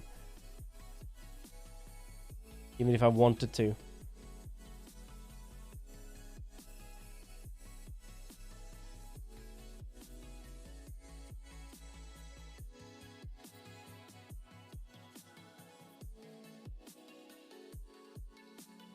Same. Gonna eat dinner. Ooh, what you having for dinner, Gib? Also, it's almost it's almost half past. It's 9:30. It's a late dinner. Have a pizza. Come back and eat pizza with us.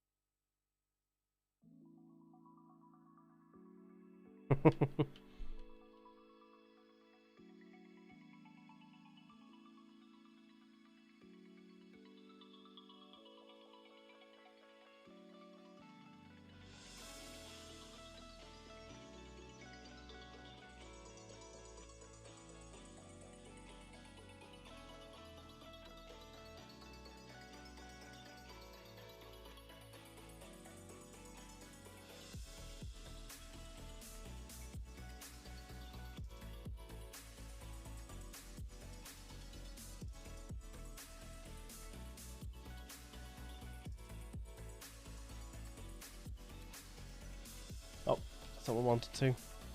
Try to figure out which color I used here, which is this one.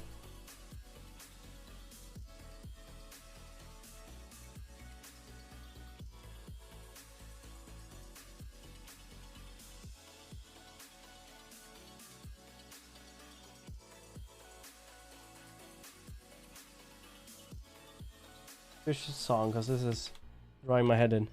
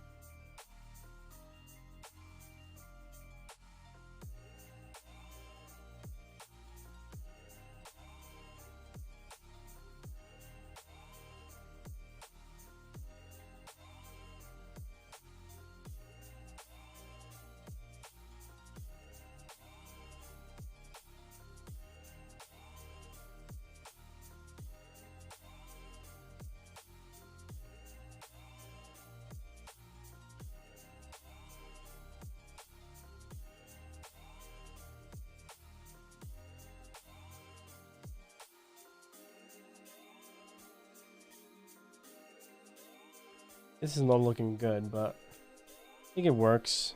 It works for now.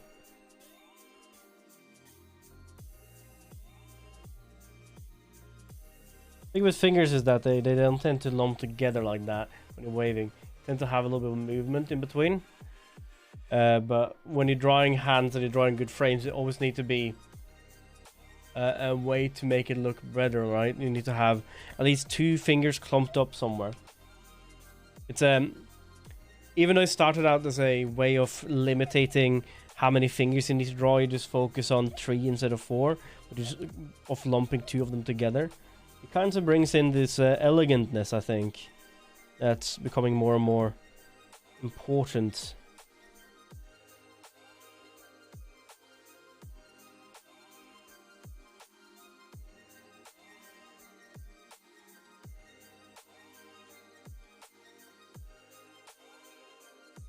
Maybe I need to just do that.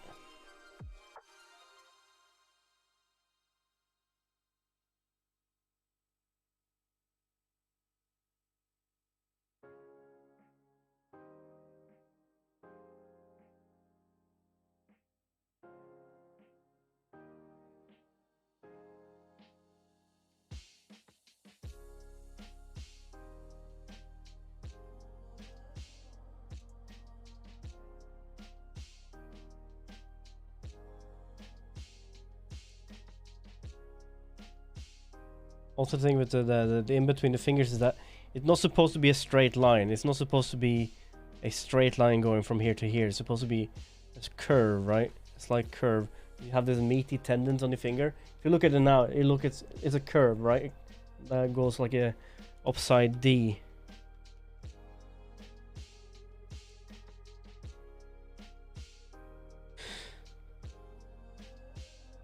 Also adding like a little bit of a color in between just to get that in.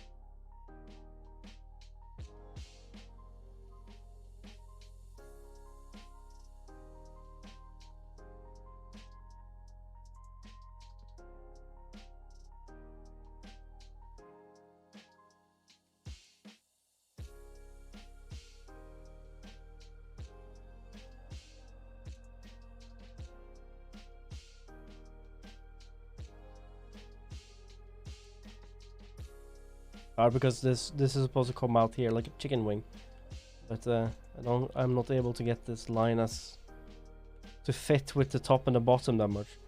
This skin flap here should actually be removed. I'm just gonna keep it as that for now.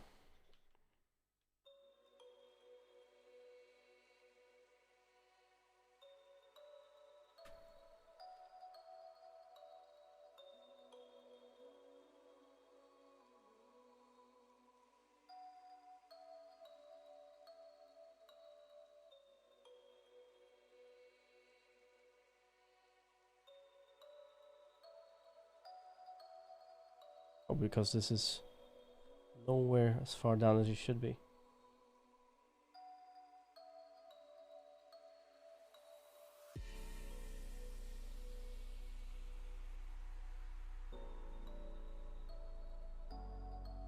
There you go. A little bit better.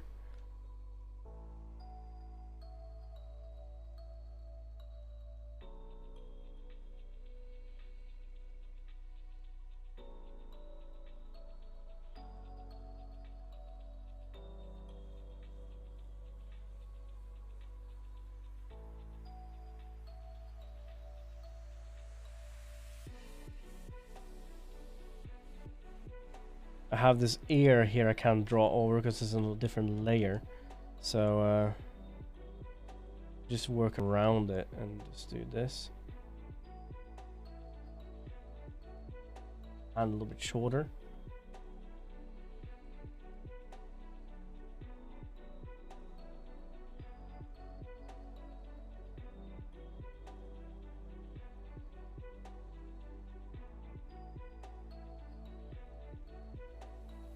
This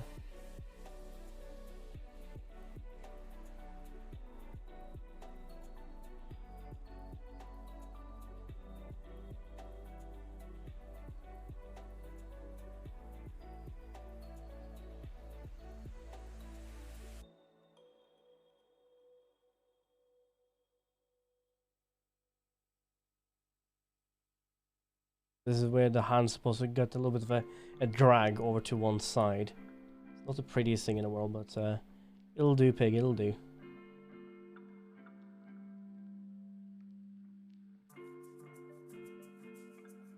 Throwing the sausages. Sausages.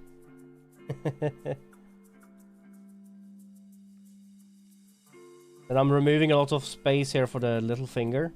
Because the little finger, as you know, is like a whole knuckle small. Because you're thinking of how it looks like. You have a knuckle inside of your finger here. That's usually about like half between that knuckle is where almost you would call it. So it's like it's a pyramid right here. That's just very similar to each other. And then you have this as a whole knuckle down. You have your thumb on its own. Hydrate and stretch. I need to stretch. You're so right.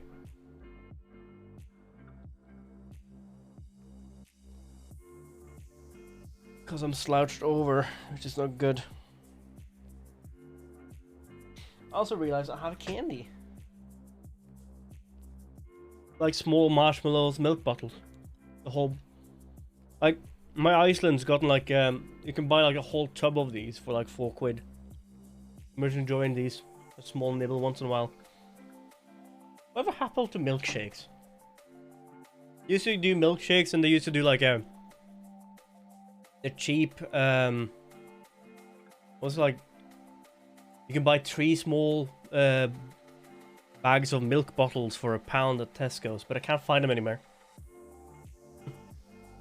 You gonna liberate? Well, you can have this one. It's full of licorice. You like the licorice, right? You can have the licorice, Diva. The milkshakes are mine.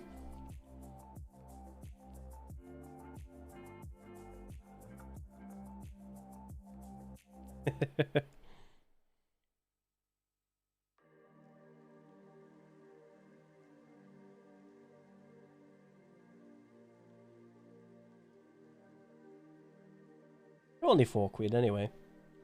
Surprised you can get that much sweet for this. It's like pick and mix candy. Feed me, silly more. Like, I know the reference. I watched a movie again not too long ago. I think I bought it, or I bought one of them. And I was so disappointed with what I got because it didn't have the ending I remember. Because in the ending I remember, the plant actually won. And it took over the world. And you had this huge musical of him literally becoming big as shit and having many of them running around destroying the world. But the movie I bought or rented from Amazon was because they did iterations of it. One of them was in the cinema, one of them was when the VHS came, or DVD VHS came out, and another one was something else, which was an alternative director's cut. And one of them, the plant won, one of them they won. And the one I remember is the one where the plant won. And I thought it was so weird watching something I didn't even know existed. Like, what happened to it? The same happened to Star Wars. If you watch the Star Wars movies on Disney Plus, they are using like the new endings. And they are doing it in a way I can understand and can accept.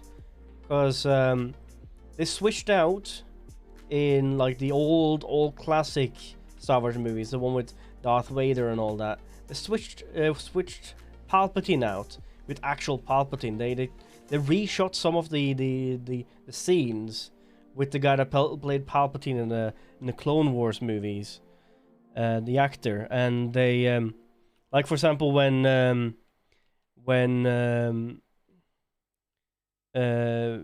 Anakin or Darth Vader becomes a spirit ghost or a force ghost, he actually becomes the actor that played Anakin in the Clone Wars.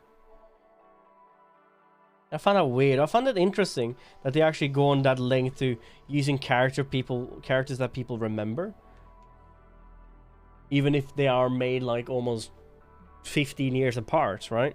Because he was not that young at that point. He was a baby.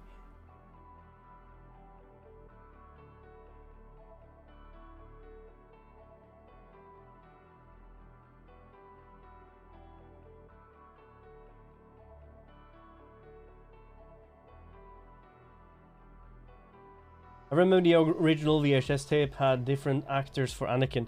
Yes. Also, by the way, the ending of when the Death Star. This is a spoiler for people who haven't watched it, but if you haven't watched it already, it's been off for almost 30 years. Jesus. It ends with the Death Star blowing up. The second Death Star after they defeat Palpatine and Darth Vader, right? They just destroy the rebuilt Death Star, and then they have this huge dancing sequence with all of these Evox, these small hairy creatures that lives on the moon of Endor, and it was a weird ending for something that feel like there's a whole war at the end, and now we're just gonna have a dance with people we just met in that book that was made for the children to like, right? Didn't really make sense. So what they did in the remaster or Blu-ray remaster, something like that, they added scenes of like different places that you would see in the other Star Wars movies, especially the added, for example, the from the Clone Wars series, they added the Jar Jar Binks characters, or what they're called, on what was the planet that Padme was from again? They added that place, and they added like the city planet where the Jedi Council used to be, where almost all of this started in Naboo. Yeah, all of those were added to the ending scene, as you have like people all across the galaxy now celebrating. And I think that was I liked it, but it confused the heck out of me, because I thought like, wait, had they actually created all these Jar Jar Binks characters back then? Did they know how they were going to look like back then? No, it was just a scene they added in just because they thought like the ending was a little bit like lackluster. Interesting, I find.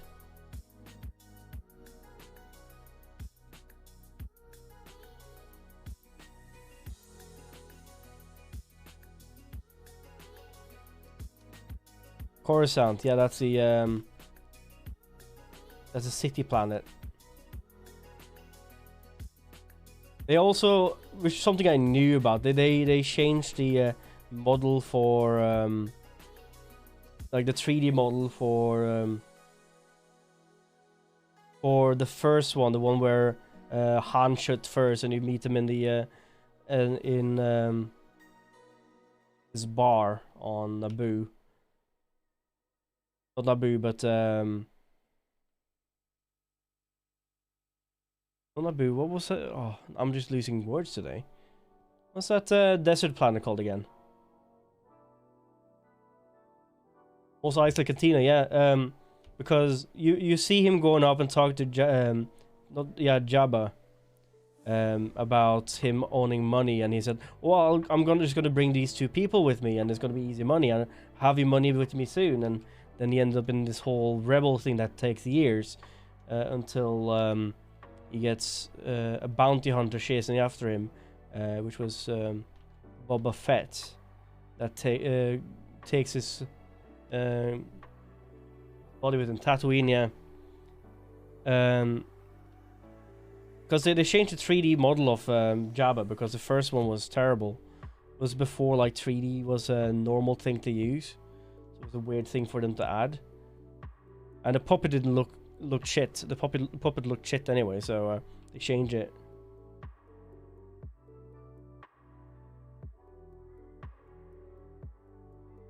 I definitely am going to enjoy playing. I spent like I spent January and some of February to watch through all of those movies when I had time, and I'm very much going to enjoy playing the Fallen Order after it, because I think that's supposed to start right during the Clone Wars ended, when the Order 66 was executed, and the main guy being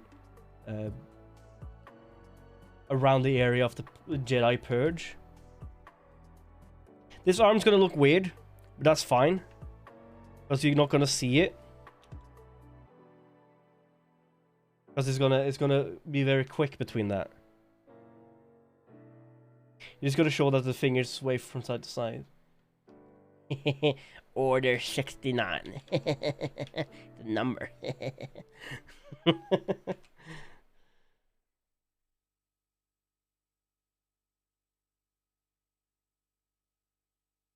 Yeah, I wouldn't say I'm a Star Wars nerd. I quite like it though. It's something I grew up with. My mother really liked Star Wars, and she liked Star Wars a lot more than Star Trek.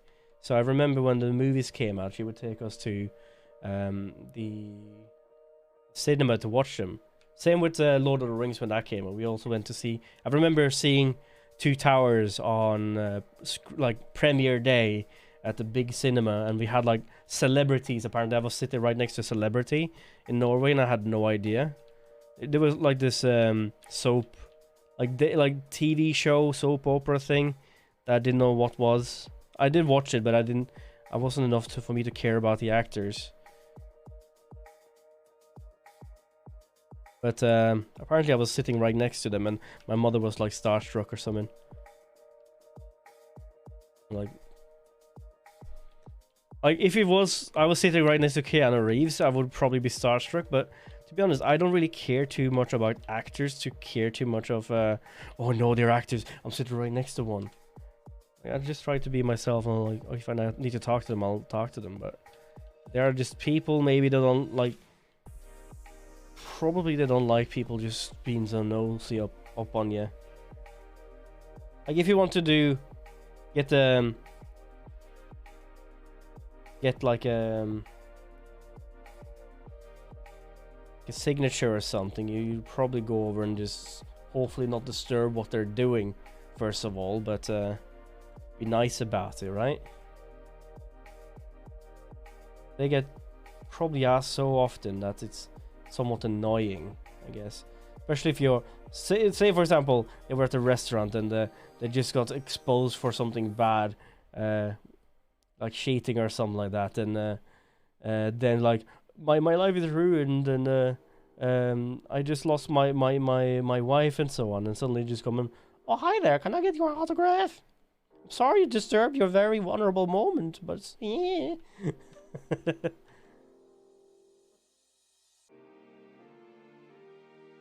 People after all, but still a little bit of courtesy for the private life, right? There are people after all. People with a lot of money sometimes.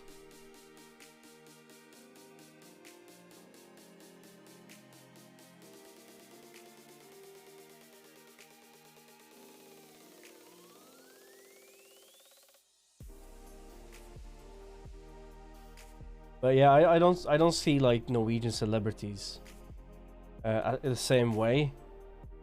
They're not like world celebrities. Same with a lot of like British celebrities. If I ever saw some of the guys from Top Gear, I don't look at them like, oh man, I need them autographs, man. I was like, oh, hi dude, I know your face. Have a good day. You too, random stranger. Right?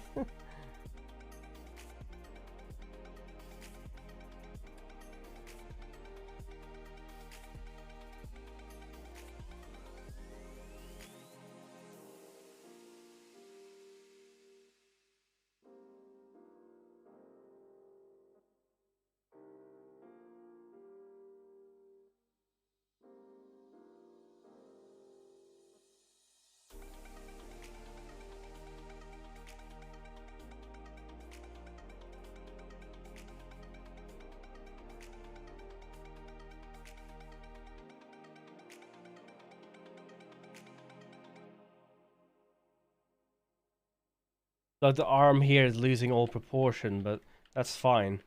It's supposed to just show the momentum of the arm actually moving across.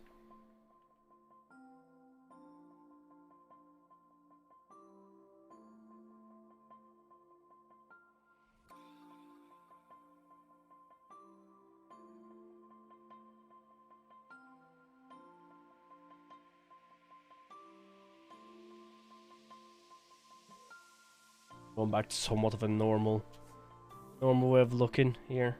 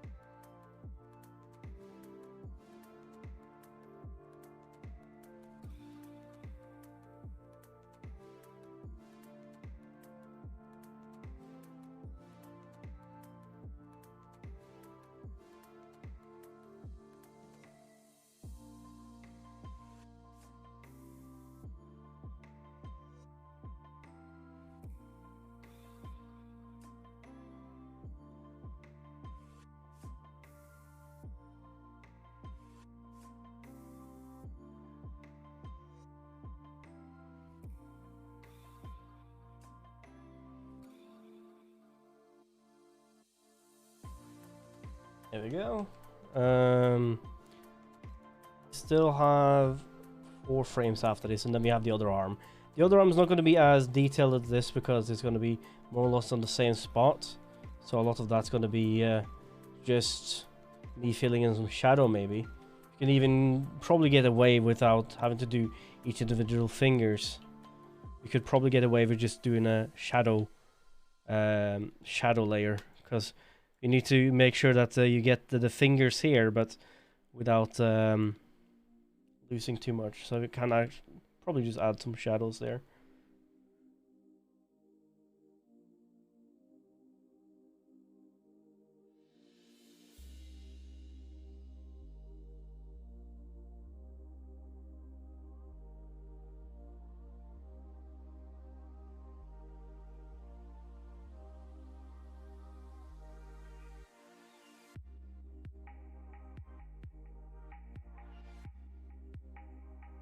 Alright, enjoy VR chat. Thank you so much for staying around and watching me just doodle.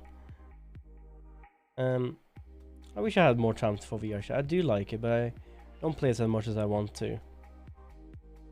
I get bored in VR chat nowadays. I just seem to like hang out in like play Chet's world or something like that. I need to like get into it. I used to do a lot of VR chat before I started streaming, and then I just like have other stuff to do, right? Maybe the novelty wore off in the end. I do miss my VR chat friends though, but not like I don't speak to them. If they're very close friends of mine, I speak to them on Discord or something. But you take care. You have fun. Don't stay up for too long. It's a school day tomorrow. A work day or whatever you guys do. I don't want to stay up too late. Last Sunday I stood up, was awake for too long, and I didn't really feel it on Monday. I felt it very much on Tuesday though, because I ended up playing a lot of Yakuza on Monday. Yeah, I don't mind work. Work is fun because I get to do stuff I like. I get to animate. We're working on a baby game. It's fun. Can't tell which or what, but it's fun. Lots of stuff, difficult stuff, because I have to learn how to use Maya, which is different than what I'm used to.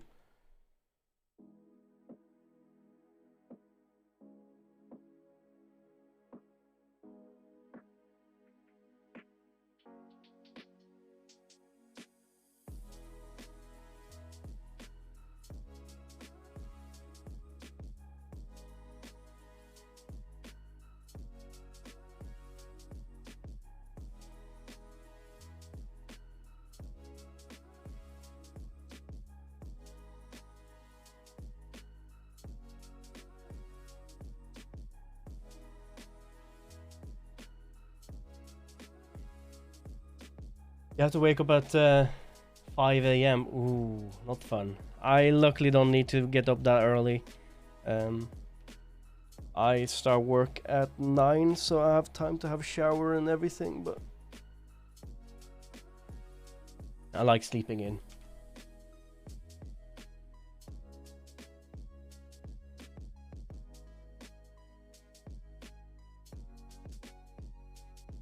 Working 9 to 5. You have lunch at 9. Oh jeez. I have lunch very late. It's even later than usual because new work. We have like meetings and stuff that sometimes last way into noon, so I don't get to eat until like half past 12 sometimes.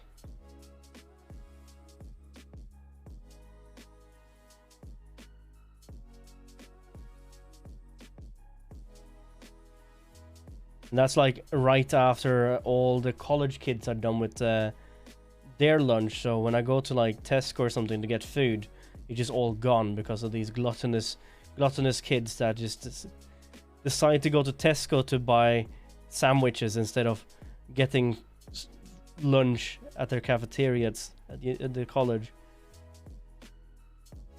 They have their own little shop in the college too, because I've been there. I was there for like a lecture once. I was holding about walk cycle animation and so on, and they have their own little like shop inside of there that they get a discount on because they're students, but they still go into town and buy McDonald's and buy all of the meal deals out of Tesco instead. They cost about the same too, which I don't understand. Maybe it costs like 50p more, but still, it just means that I have no place to eat lunch because they're always sold out. And they took away like this Eat for Less place I was at. This sandwich shop that did paninis and stuff. They closed down because of like the whole, like, yeah.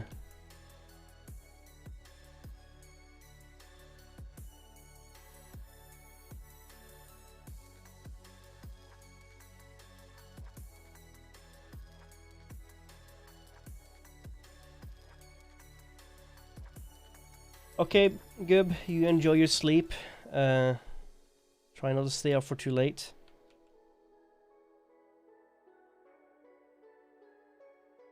Do you enjoy your excavators?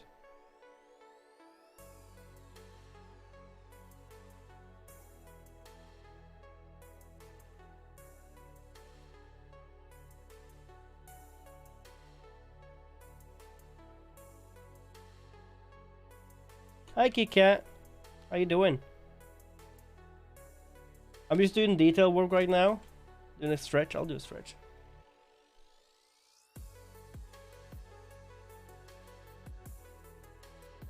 Oh, the proper back stretch.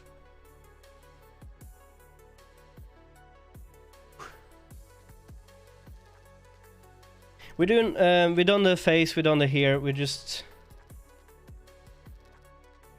You start a new art challenge tomorrow. That's cool. What are you gonna do? If you don't mind me asking. We're adding in the fingers right now. I do have a nose there that's not too, like, you can't really see too well now. You can DM and that's cool.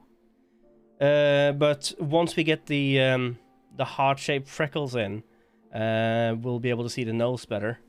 And that will make this empty space a little bit better, I think.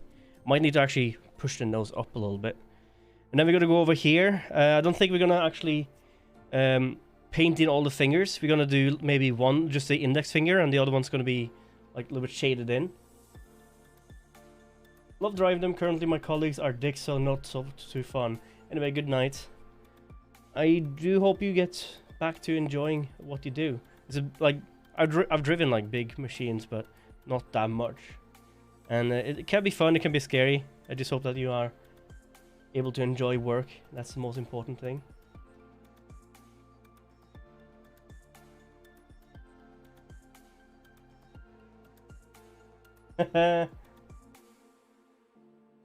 Day challenge, okay.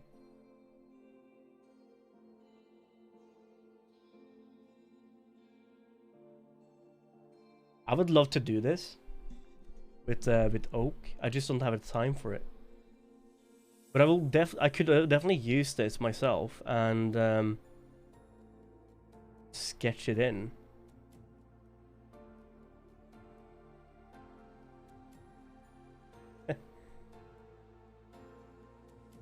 Even with an animation thing, that could be fun. It's just gonna take more than just a day to do them.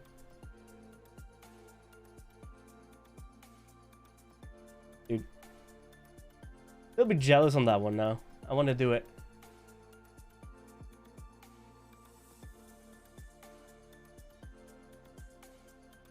I try to do like the Inktober things, but I'm just very bad at keeping consistent with it. I do really want to do something with I am lost for word. That's what I am. I am very much wanting to do a thing with Oak and get him actually redrawn, because I'm kind of on the verge of getting lost with the anime character style, and kind of want to do him in between anime character style and like a cartoon style. I prefer like a sort of Disney-fied, but it's like the kind of Disney curves, you would say. Be my guest. Only one condition though: you send it to me afterwards, because I want more Oak art into my I only have two fan drawings. Let's see if I can find them. I want more fan drawings. Oak is such a cute character too. I think I've shown them a little bit before actually. Art. A character profile. I'll put him in a second. And fan art. There we go. Did show him before. So I have a big drawing here of Oak. Let's drag him to the side instead. And this is what I started with when I was drawing the character out. This is the character I started with the 3D character, because I used to use these use this character a long time ago in VR chat, but the owner of the character removed him, so I kind of used another character instead. But I ended up drawing him, right?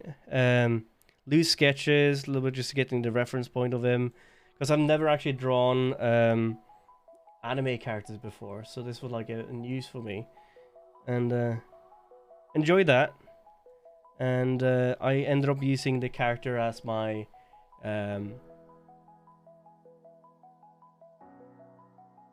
I can make me a new Oak. That would be cool. I would love to. I would love a new Oak. Because he's a part of my my badges and stuff, right? For VR chat. I do have a new character. I do have a new character now I'm using. I want to make my own at some point. But I do have my let's make this smaller so it's easier to see. I do have my animated emote I use for when people are following and so on. I really like this one. Then I have my emotes, but where did it go? Yeah, someone made someone made a fan art of it. It's a friend of mine's girlfriend made this one, and afterwards she made that one, and I love them. I want more Oak art. I do want to be able to draw him myself at some point and just continue with that. Yes and no. I want something. I want something a combination of three kind of art styles, and one of them will be. So it would be a combination of Disney style and anime, which would be very much how Avatar: The Last Airbender. We were talking about it earlier when I'm thinking about it. Avatar: The Last Airbender had a very good move together by Western and Eastern cartoons. So I really like that style. And I want the the very nice angles and like this caricature that gorillas, the artist that draws for gorillas is very good at. Like I'll see if I can find some stuff I have on Pinterest of like arms and fingers and stuff that I really like that came with that.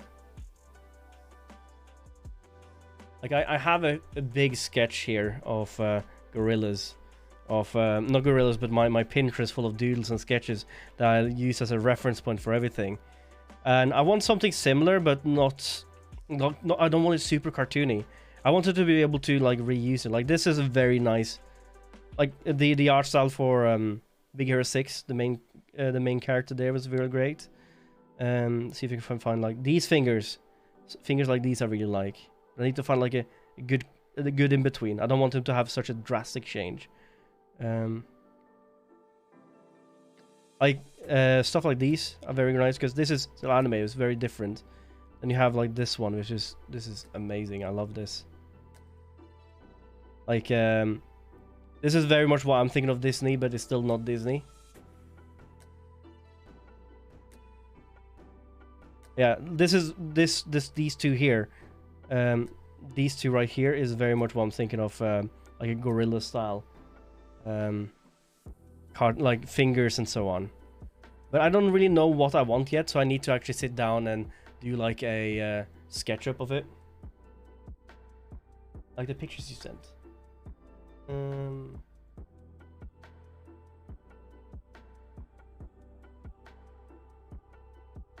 I love that.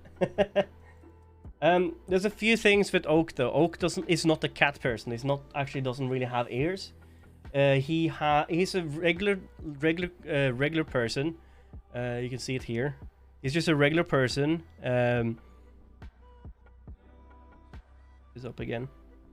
He's just a regular person that has a hoodie that has cat ears on it. So it's just a hoodie that has cat ears. I don't want him to be like limited to other clothings too, but he needs to have his dark shirt and he needs to have his yellow hoodie. That's very much Oak. I'm gonna send you this picture, by the way, so you have a reference. The big pictures, hopefully.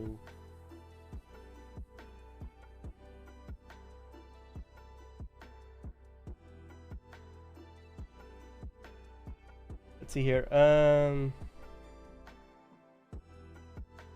want to do an Oak pick. Probably I have him yell Diva, but I have so much to learn. Should hopefully start tomorrow. If you do whatever, dude, I don't mind if it's not your best art or if you like it. I just want the pictures you make, dude.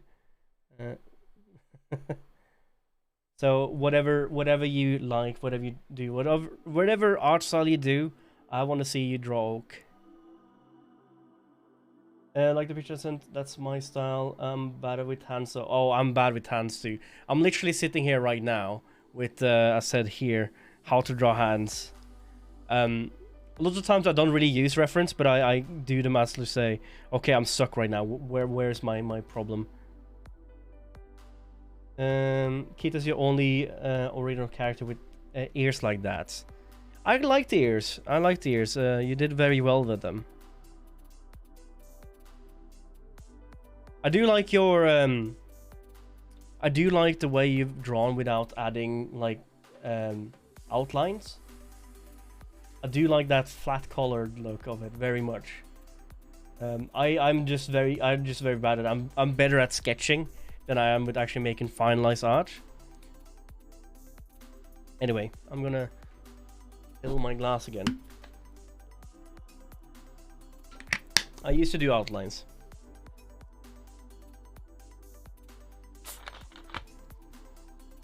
Like I say, I come from a background of mostly just doodling.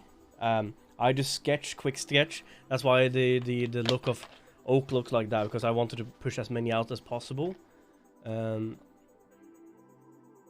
yeah, if you want to have references stuff, I'm not really quite sure what I want with Oak. I need to do like a sit down and actually, this is what I want for a new Oak. It used to be that he's an anime character. He has this hoodie. He has this. He's kind of like this shorter character, like this young looking character. He's like a teenager almost. He has his personality and so on. But he's... Oh, there's my pen. It's hard to know if you want to change anything and what would be good, because I kind of want to steer away a little bit from anime, because I think he could be so much more than just another anime character on the platform where everyone has anime characters, you know?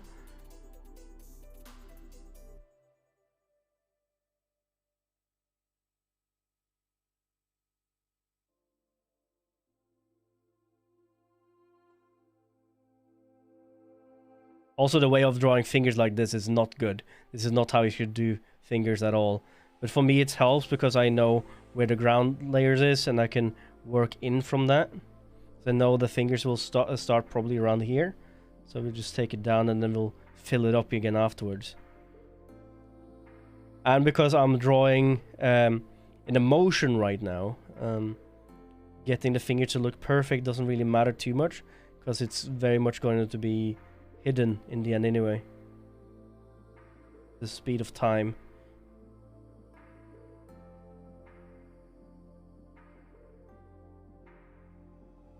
I do like your art style though. You've mastered it very well. You got something that looks yours. I still have ways to go to get something that looks mine. I probably have an art style, I just don't know it yet. Because I'm very much used to just drawing whatever I need to draw. There's not like much that just looks like something I would do. And you know, like art style of people, they're not going to be the same over the years. People always ask, "Oh, I don't have my own original character art style," or like it doesn't need to be. Your art style will change. You only started doing this, say, in January. You mean the drawing in general, or you mean that art style of yours?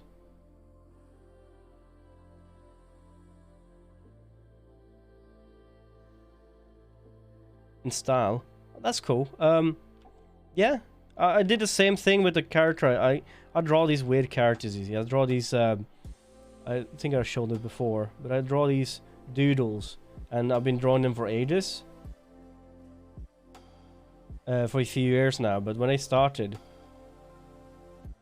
off as small forest creatures, right? Like primitive forest spirits. It kind of reminds you of like these spirits you would see in Princess Mononoke, these little forest dwellers. Like I've been drawing these for a long time. And I sat down, I didn't know what to draw, and I just ended up drawing these, and now I can get it out of my head. Like this small, like the size of like the smaller than a mushroom, really. They're like a smurf. They're like this forest spirit that comes and gives you good luck.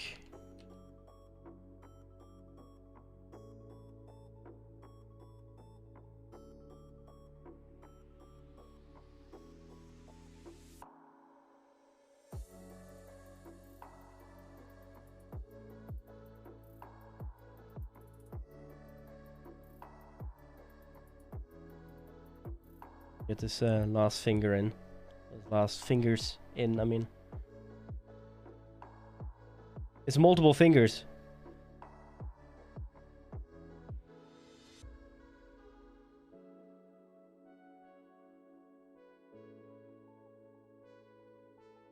I also don't know why it's so pixelated, because I ended up with the canvas size that ended up being a little bit too small for what I really needed.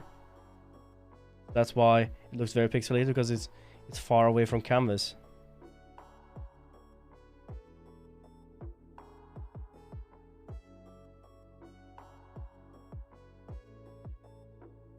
Okay. Will lurk, finish my stuff in Destiny. Oh, cool. Enjoy your lurk. I'm just gonna talk about my own shit. Talking about oak and so on, and gorillas. I used to be very much a fan of like the art style of like the original album cover of the gorillas. The one that was before 2000. With they all have like these style profiles. It looked very much like these Marilyn Monroe pop art posters, but in the style of the characters. And I really like the one where 2D, which is the singer, is wearing wearing this flat cap. Because I used to wear a flat cap a lot when I was younger. I still do. But I really like that. That was my profile picture on like Facebook for ages. And I just started to love that look of his. And I kind of want to bring something similar to that back into Oak.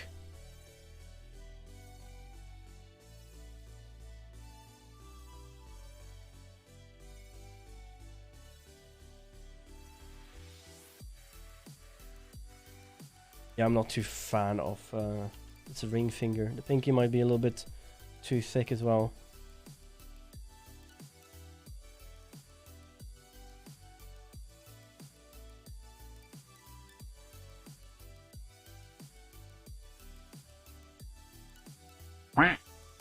Welcome back, Zerg.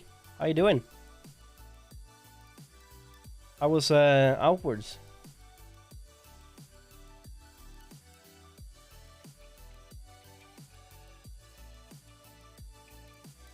I think that should be fine enough.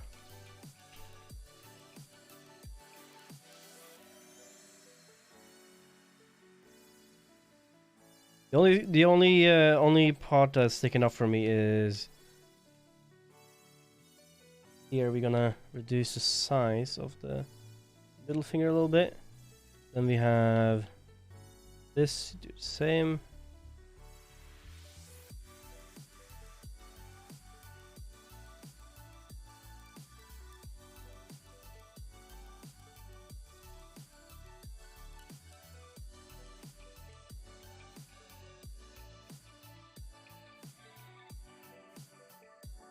We're showing Don the ropes without spoilers. You didn't show him the quick 1, 2, 3, right? Just quality of life things. I taste Diva. Stop tasting Diva. You don't know where he's been.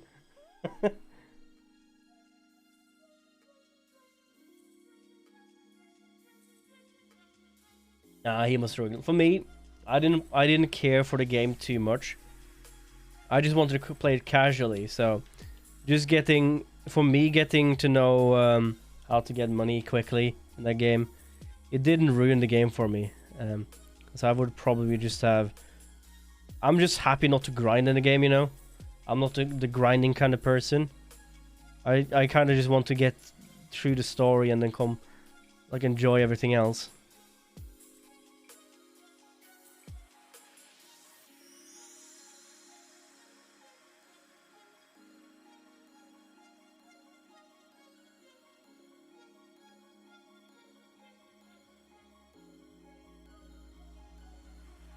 Like for example, with Yakuza now, I've been grinding so much in that game. I was almost sick of it. Especially last day where I had to you have to do so much stuff that took me like 3 streams to do. Could have been done with the game in like 35 hours, but I ended it in 55. Just because I had to do all of these things to get the side missions to get to this fight I wanted to do. I wanted to do the Colosseum. And the last fight in the Colosseum, because there was just one fight left. And then I realized there was this dude I have to fight that I didn't really want to do it. It just sounded like too much of a chore to find his Dark Soul-like boss to fight at the end of the game. I think it was the same it did in the end of Judgment 2. This Amon dude. So much more than I cared to do. But maybe after his first playthrough, he still hasn't seen all the trainers. I feel that you and I are different. I like the good old grind. Some games I do like it, but not if it's gonna just drag on. Like if I'm playing that game by myself, sure. But I don't want to redo a thing 1500 times on stream. Because I have other things I want to do. I have other games I want to play, right? You are very much like you tend to enjoy the same games over. You have like a good trusty game. You go, sometimes you play League, sometimes you play Hunter, Call of the Wild, sometimes you play Outward, sometimes you play something else. But I tend to play a lot of different games, So I kind of just want to get on with it and get to the next game sometimes.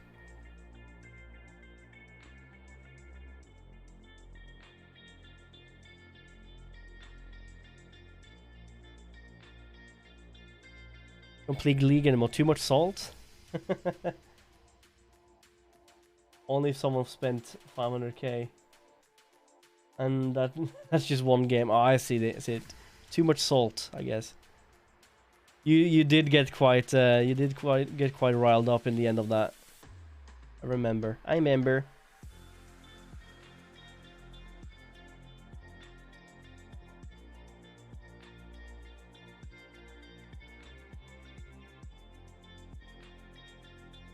I'm just decreasing the size of this this ring finger here because it's protruding a little bit too much, I think.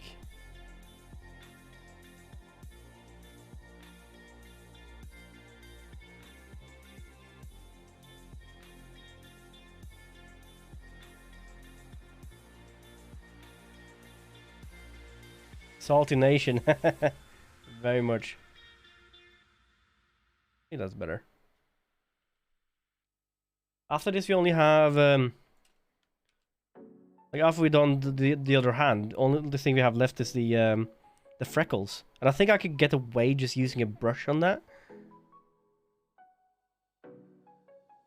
I wouldn't mind playing it with a group of friends though. Yeah, that's the only time I've ever played League is when I played. We played at school at university 10 years ago. Yeah, 2011, 2012. Played it with my classmates during lunchtime, and that was the only time. I wouldn't play it on my own. I would never play League on my own. I don't find the fun in it. The same with me and Pavlov. I would never play Pavlov in a... I've done it once and I hated it. I played with a friend of mine and we were 2 or 3 people and we were just having fun and we went into like random lobbies. Didn't like it. So much salt, so much try-harding, so much... Yeah, what was it like? It's people like as soon as they realized that my friend was a girl, they just stopped playing and just became very nasty in the end. And like, I don't want this. And after that, I just said, screw it. I'm just gonna play the way I like to play it, and that's with friends. Okay, let's see here. So what I want to do here, I'm gonna cheat a little bit and just do this.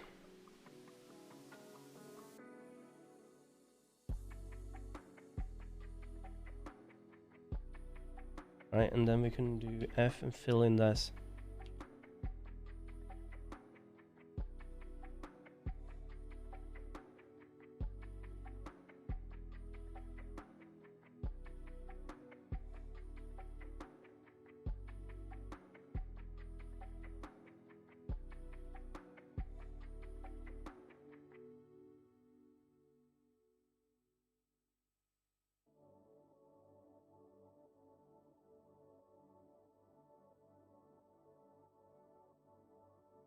Nah, I don't like that.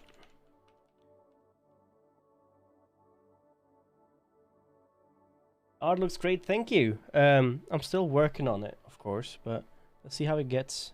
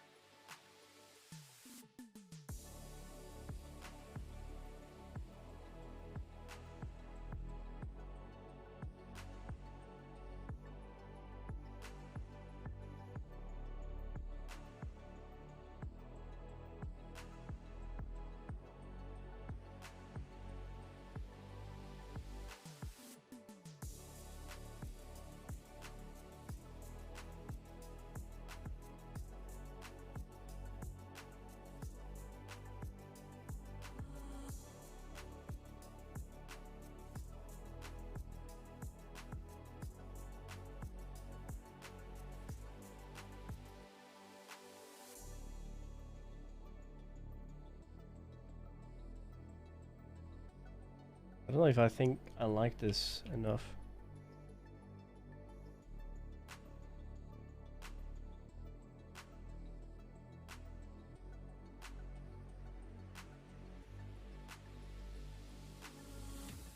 I don't think I like this. I'm gonna go back to what I did.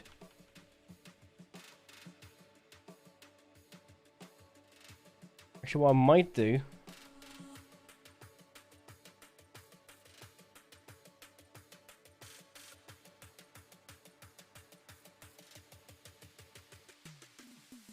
is that. Just protrude the finger, index finger.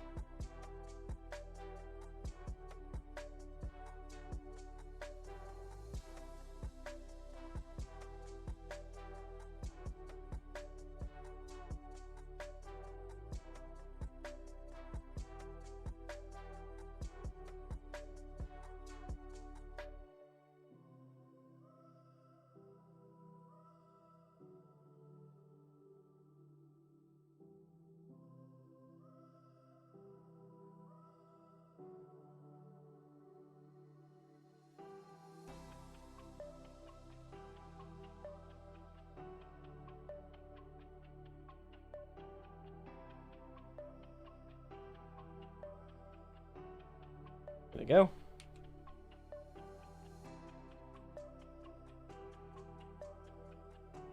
Be happy just doing this, really.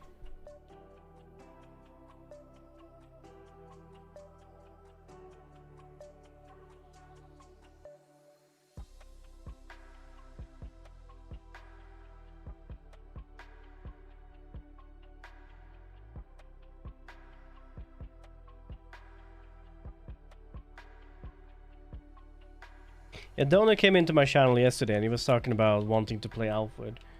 And he was sad because there was no cross compatibility. He was on the PlayStation. Talking to Coco, he said about it.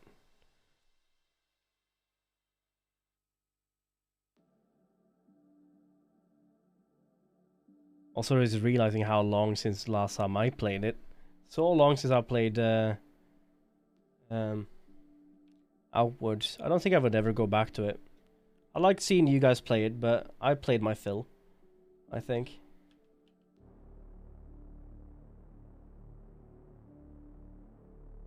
Never got to complete the game, but it feels weird to complete it. I played it with my brother and that's all I ever feel like I needed.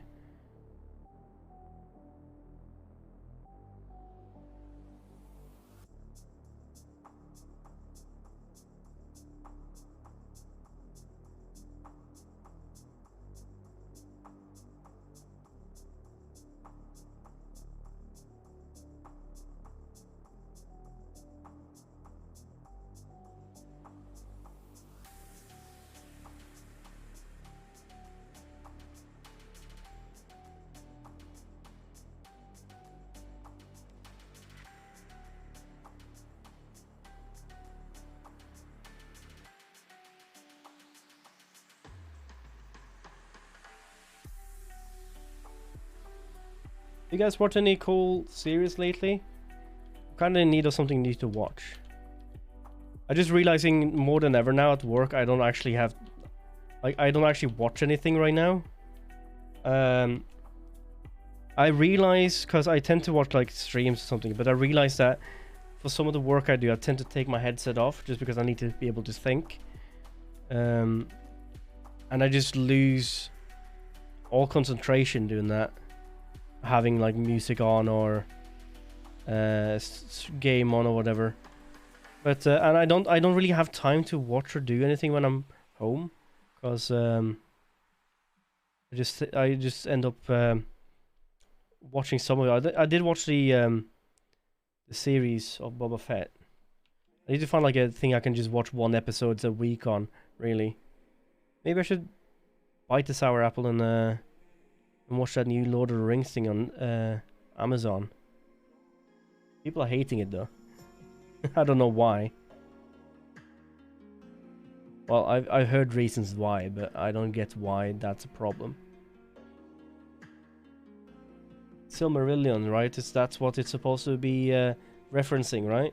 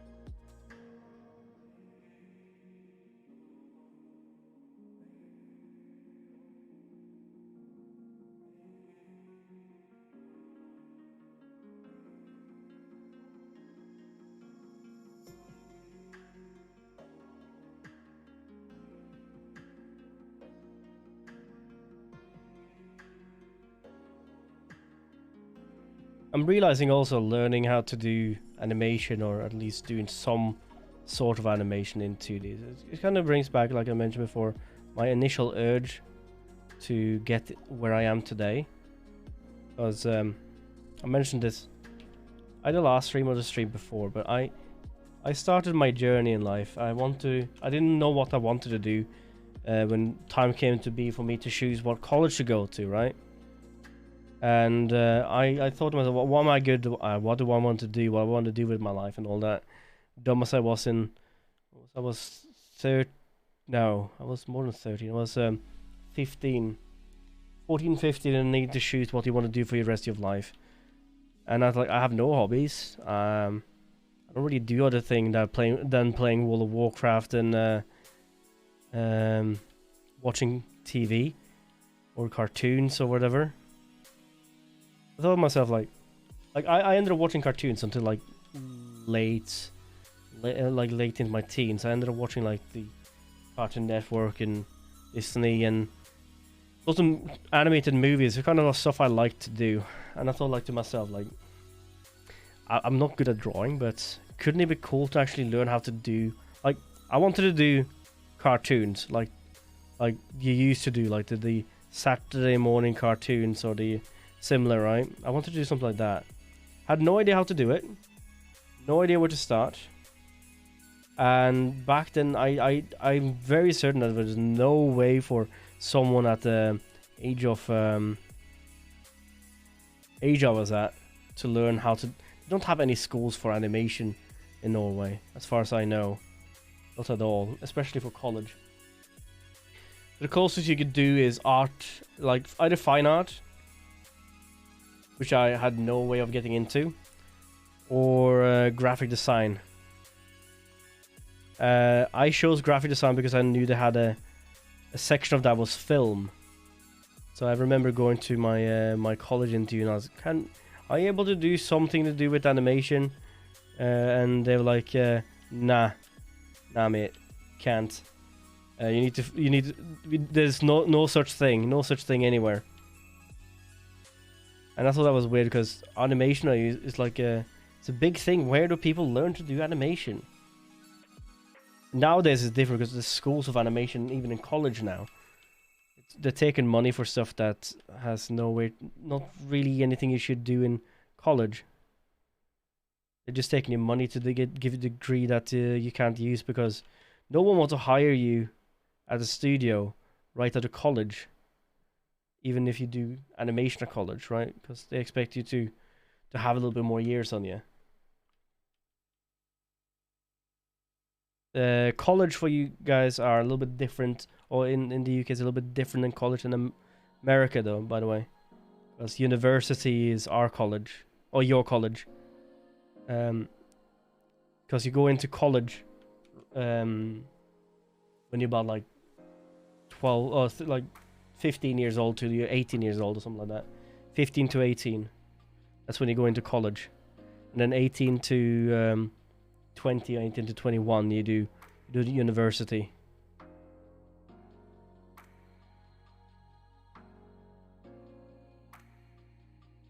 So I was thinking like, oh, I want to do this, I want to do that, but I gave up on that dream of mine ages into it because I realized I don't know how to do this. I don't know what to do. I ended up in media and design.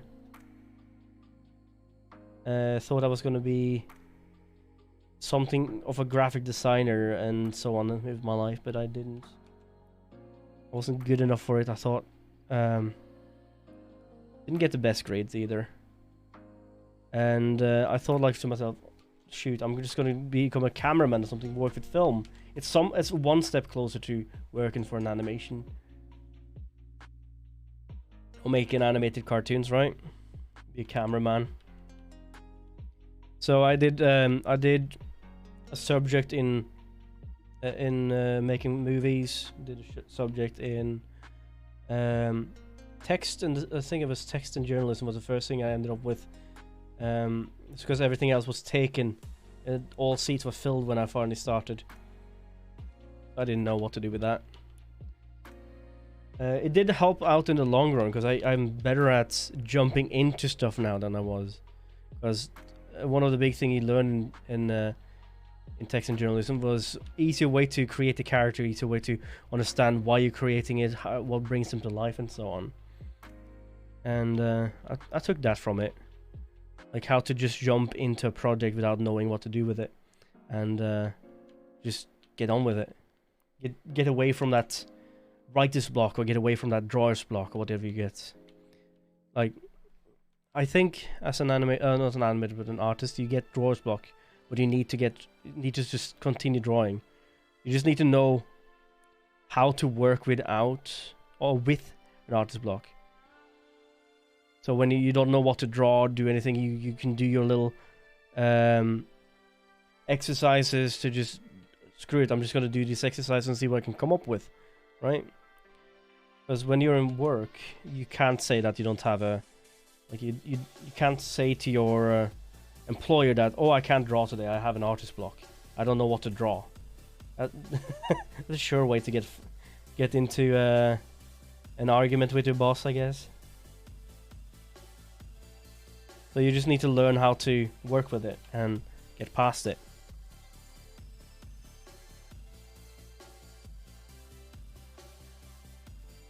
But I ended up doing film for a little bit, and I did enjoy it. So I thought that was what I wanted to do. But we had this class in 3D. It was a new class, not tried by the university before, because one of the teachers had experience in one particular software called Lightwave, and his reason for teaching this was to teach people that want to do film or whatever to envision a room where your camera is, and with the camera make like a pre-visualization room, like a previous room, and just animate your camera to go around there, right?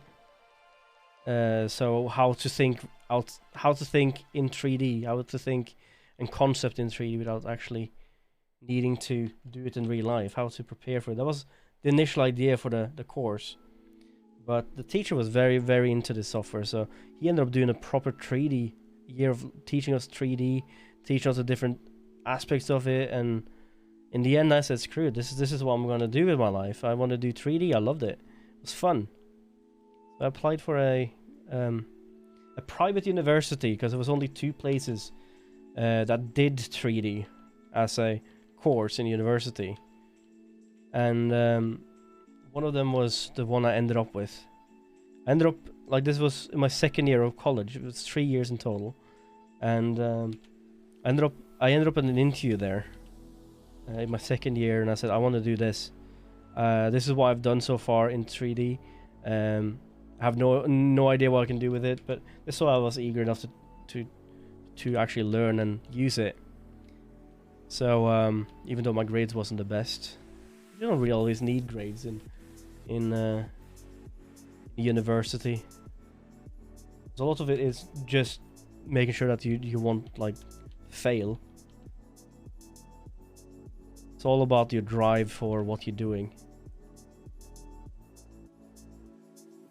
So I got into that school. All they told me was, we'll let you in. Here's a letter that says you have an acceptance letter, but on the condition that I finish my 3rd year. So I finished my 3rd year of college and started in 3D design and animation.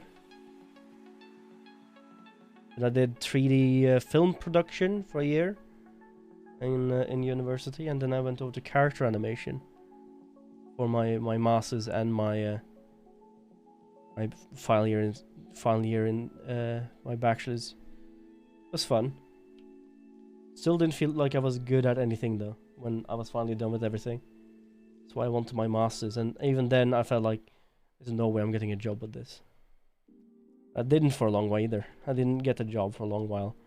There's no places in Norway that hired anyone that didn't already have experience.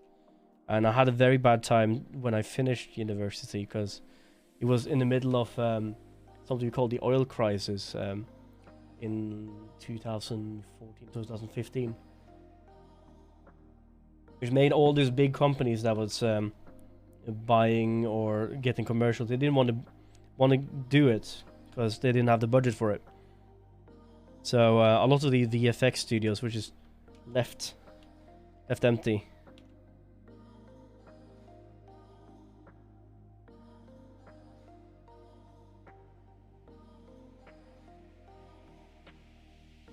So I ended up getting a job in the UK after a lot of problems. I more or less took my last paycheck from this Christmas job I was doing, and left with that and went to UK hoping I would get a job. I did have a job lined up here. They're not like I just ran country with no promise, but I didn't know, and it was either that or start from scratch again, right? The worst thing was just I would live there for a few months, run out of money, and just go back home and try again, right? Not like it was like dire, nothing in between. But I stayed in the UK, and I've been staying here for many years now. Then a friend of mine in university called up and said, we lost our animator. Can you work for us just a few months while we getting this thing done? And I said, sure, I'll help you guys out. And before I knew it, I was working there full time.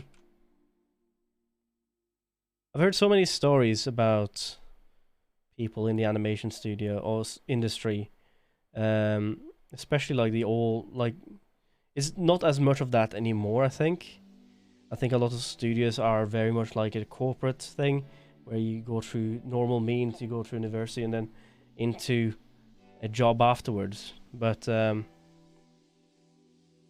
lots of times you would hear stories about how people didn't mean to become an animator or work within the business they are. They kind of just landed there as an in-between thing before they was getting anywhere. Just to realizing that they liked it and stayed.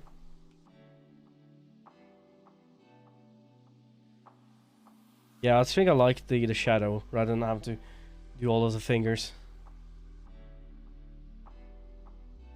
Oh, we only have one thing left, and that is drawing the freckles. So the question now is, do I make a custom brush and just lop it on? Or do I just do it, draw it myself? Because there's a lot of them. What I will do, I will make just... because I'm looking at the reference here. This is a reference of how many like freckles there are. But I think a lot of these are actually not hearts. I think a lot of these are just like a solid brush in two different shades of pink. Then it just blobs everywhere. And then there's a few of them that are a little bit bigger that actually do have hearts on them. See that here too, actually. How there are some of them are just blotch of circles just to fill in the background. And that goes up the shoulder and into the face. I could start with the face. I should start with the face. And I'm gonna do that.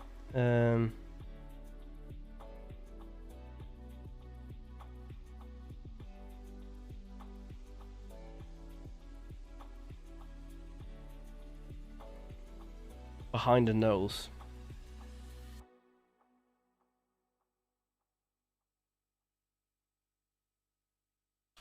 Freckles, let's move this over here. And also we have 3 shades of pink we're gonna use. So let's start with the small one and just get them in.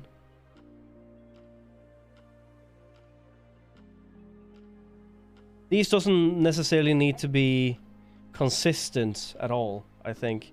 They could be a little bit of everything. Let's start with this, and then we can go over to...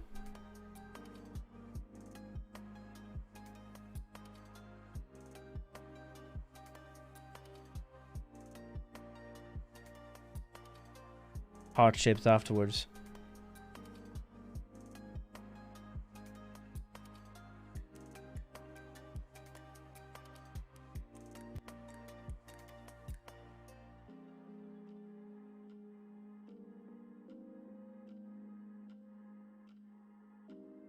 Maybe a little bit too big.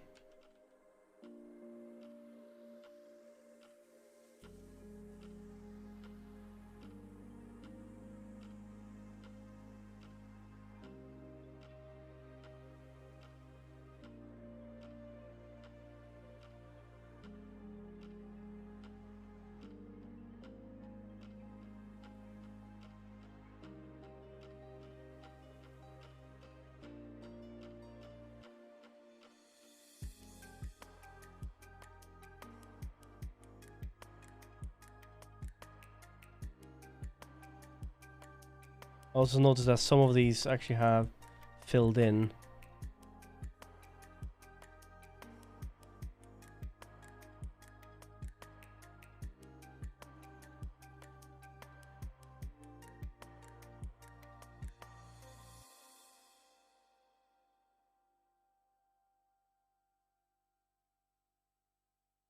This one's too big.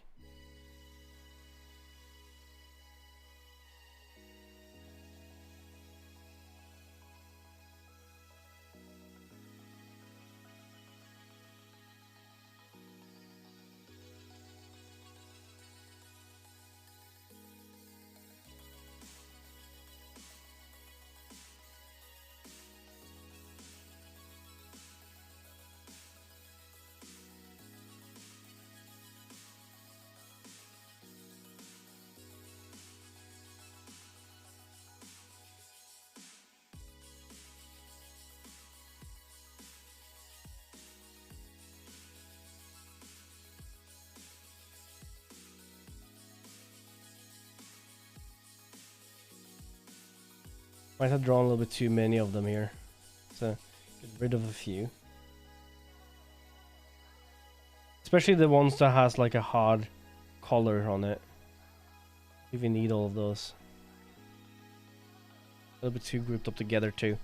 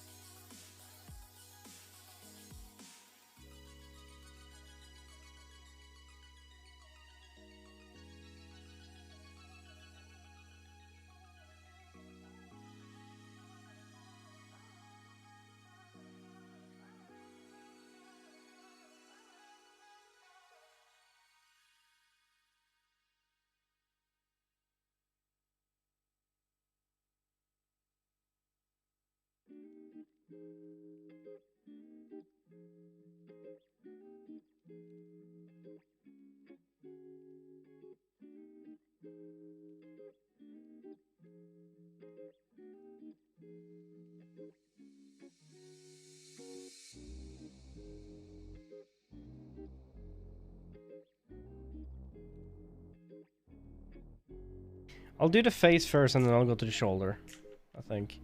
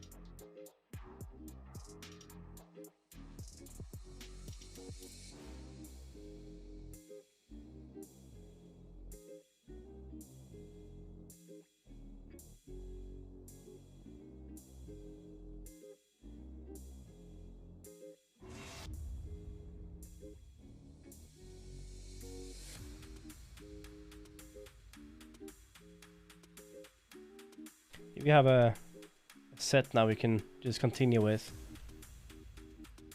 I knew I said I'll just splotch them on wherever we need them, but I'll try it at least in the face to keep a consistency of where they are. Why you see me flipping back and forward quite a lot.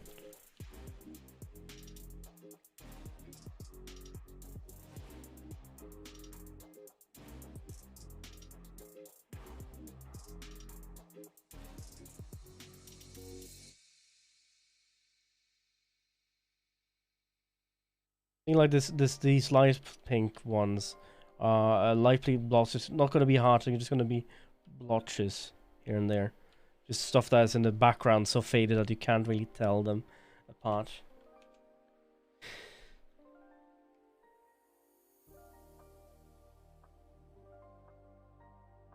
It'd be good to see this completed. I've been loving working with Kada.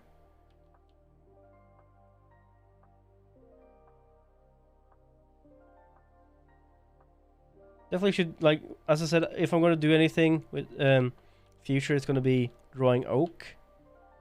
Like making my own own gifts and something would be nice.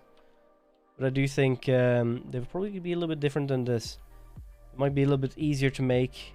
If I can find a way to mainline this or like conveyor belts create them quicker, because one thing I realized with this is that I've taken a lot of time, a lot of streams just getting this 11 frames done. Might be less on to making a lot of colors, less on making it. Definitely not gonna make oak frame by frame like this is.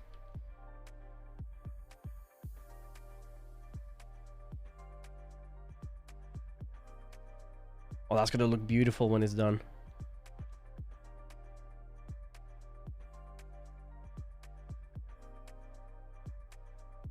But I think I'm going to do a pause from animation after this. If I'm going to do more art streams, I think as I mentioned, I might do a painting stream. Haven't painted in so long. And I've only done like one proper aquarelle piece, which I really enjoyed. And I might focus on doing that. If anything. Just for at least one stream or something. Because I don't really want this to take over my whole week, right? I do want my days off once in a while. I do like my chill days. So maybe it's gonna be like an every 2 weeks or at least 1 day a week stream thing. We're gonna try. I'm not planning on taking away any of my gaming stream days. Of course, we're gonna keep those. The question is though, we do like a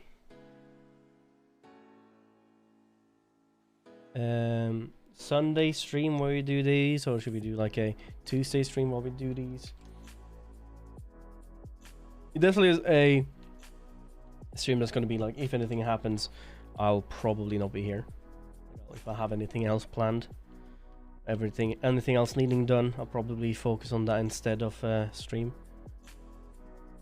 I do that sometimes with my other stream too. I'm not letting my streams take over my life, you know.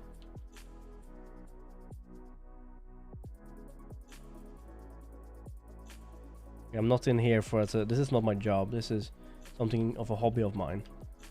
Hobby of yours. Even though it's nice to be consistent, I do like having you guys here.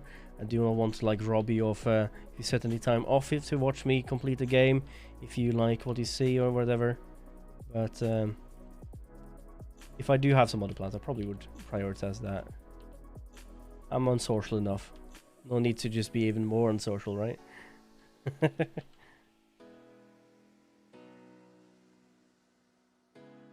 Sometimes I've even taken off like social days, and that, oh yeah, instead of going to the pub with mates or work or something, I'd stay at home for Pavlov. But if it was anything else, I'd probably go away for a bit. I think the reason why I do it is because I really enjoy that, and I already planned it with other people. Messing up their schedule is worse, I think. Messing up someone else's schedule.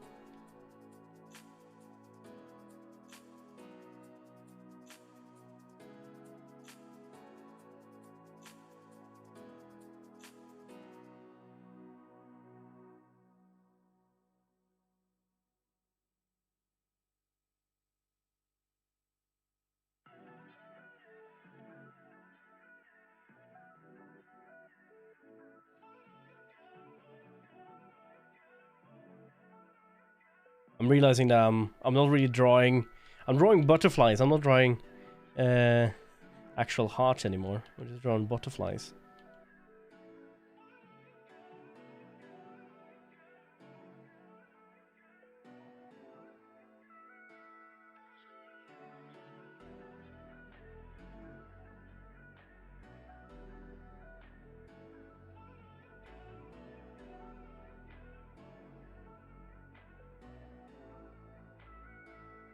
I think we're actually going to be able to get this done today. I was told like we might have one more stream of this afterwards. I didn't know if I was going to get enough done to get to this stage, but that's good to know. Also, this takes quite a bit, and it's already almost 10 PM. I don't want to sit until after midnight doing these, but I think we will be done even before 11.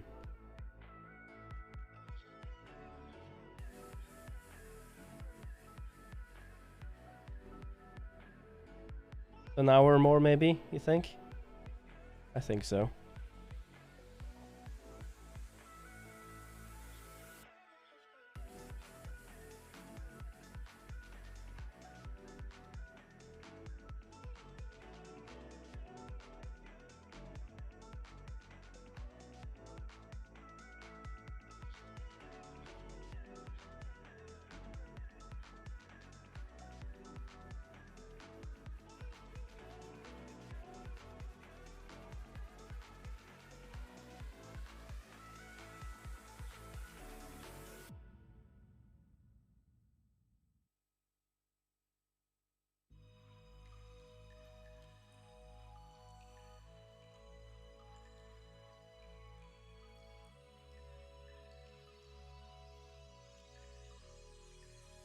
I said I don't mind these being a little bit all over the place. I don't mind that. It's supposed to be looking like they're all over the place. That looks pretty, doesn't it? It looks pretty.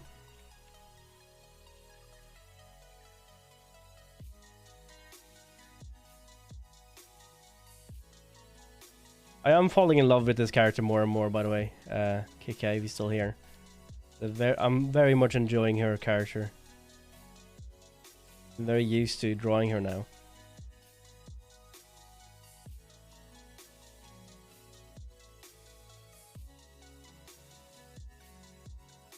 So you did a good job designing her, just saying that.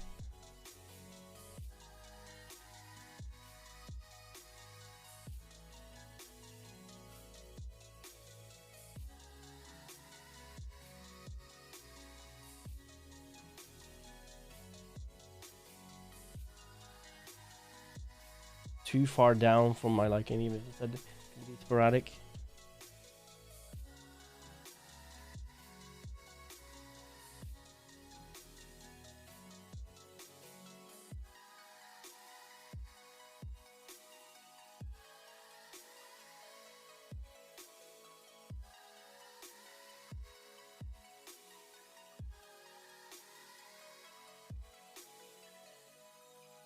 I will change some stuff here though. I'm not gonna stop here. Some of these need to be changed. Where's it?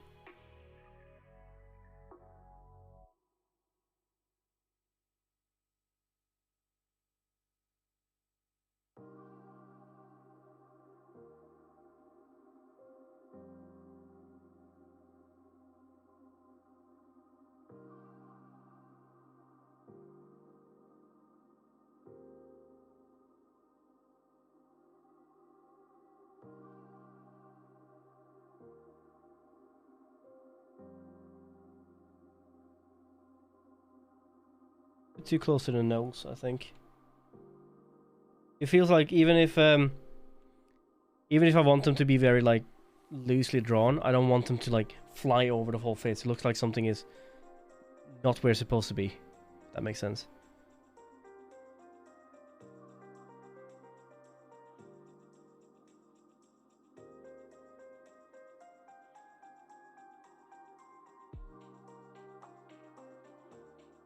Might even go in afterwards and just reduce the opacity on this layer in particular.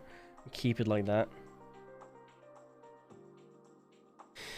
Let's see, it's 2 pink splotches. One here. One here. Here. Here. Splotch here.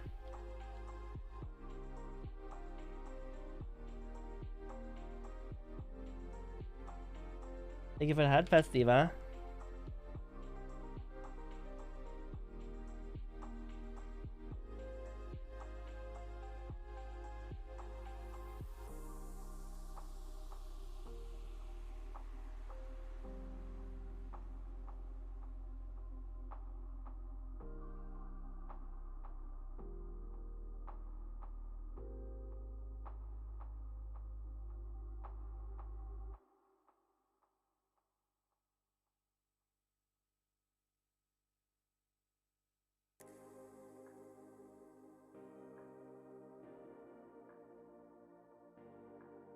Realizing there's only 2 splotches of that, so I can just keep those on.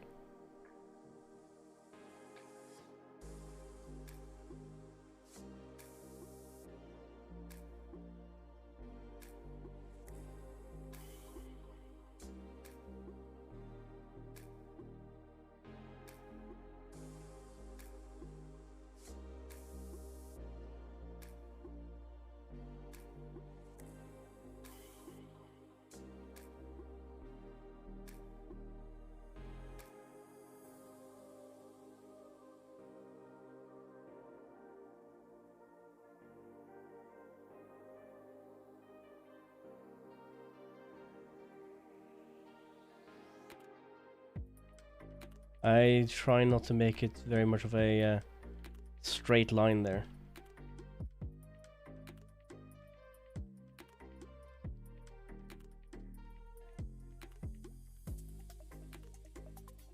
Finally, I think the cloud stuff we need for a game works 100%.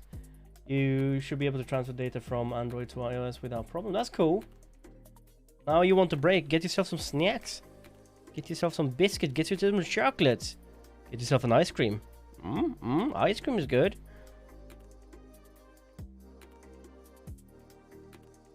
You deserve break. You deserve chocolates. Unless Diva's eaten all your chocolates already. Does Diva tend to eat your chocolates?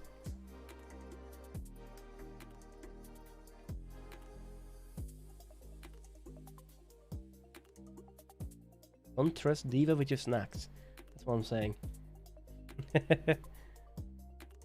We are almost done, by the way, Karinas. We're almost done with the animation. We just need freckles along the arm that goes all the way down here. That's all we need left. The freckles on the face are done. The freckles on the shoulder is done. Now it's just... Actually, I want another freckle. Here.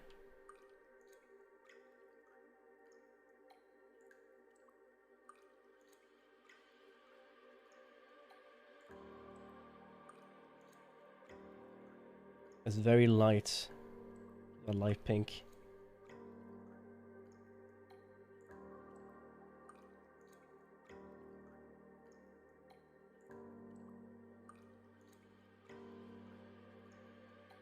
I was watching while I was coding. You did quite a lot.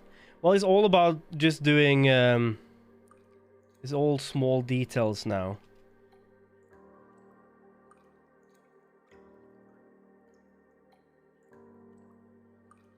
I heard something rattling and falling behind me.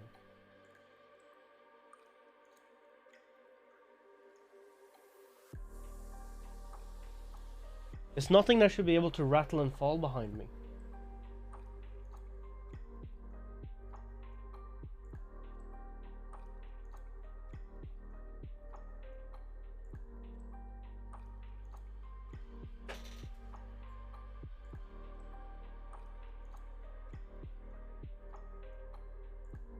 Found a sock. I found a random sock laying there. It's not supposed to be there. It's snack break. Running. A little pink highlight. The pink freckles looks very cool.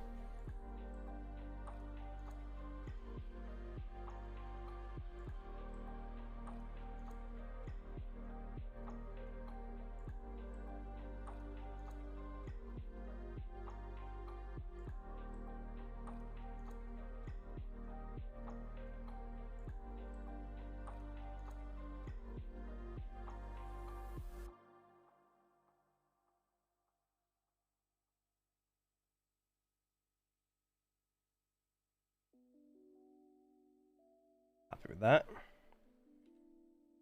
Arm time. We'll do one of them filled out and then we can see what we can streamline quickly. I want a big heart here. Then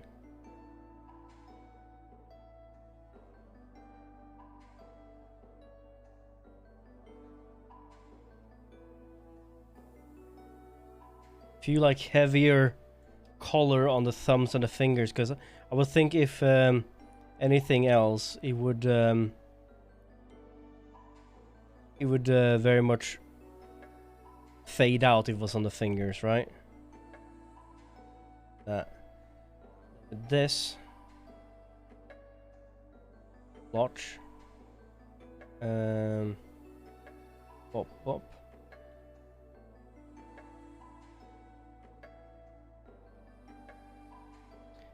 And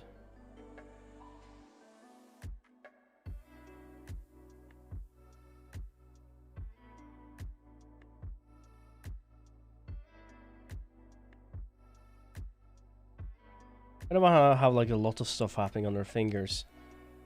See, that's happening on that much.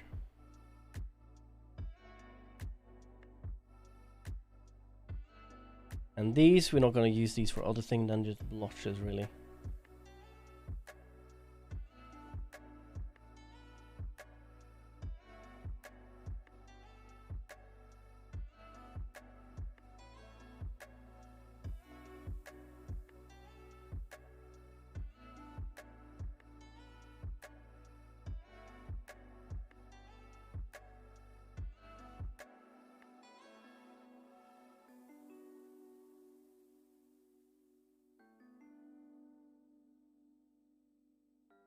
I think that should be enough. Okay, so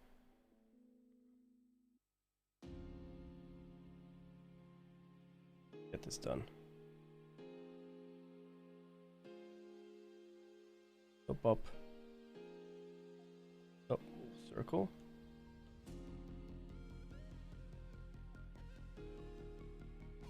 Dot. Heart.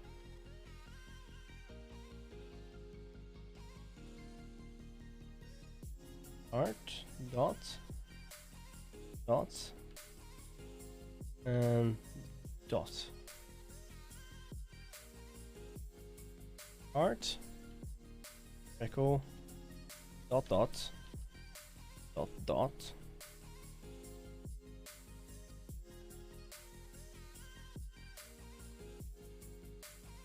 Dot heart. Heart. Dot dot. Save. What are your plans for relaxing, by the way? What are you gonna do for your break, Karina? Are you gonna get some tea?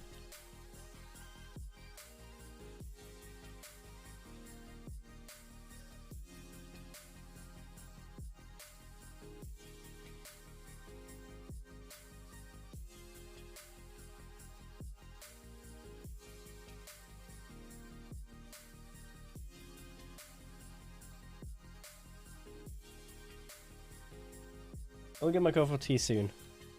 What kind of flavored tea are you gonna go get this time? Do you have any fancy new flavors you haven't told us about yet?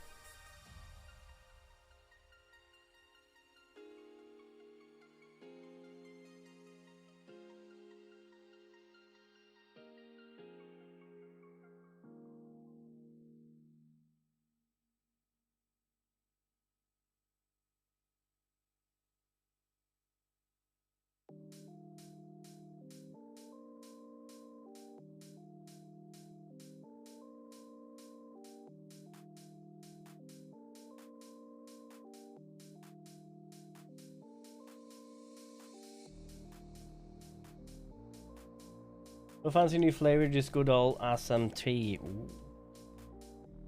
I think you and I are very similar to get like fancy flavored stuff, because I'm very much into getting fancy cordials, like juices to drink. I don't really drink hot drinks like you do. I prefer my drinks cold or cool.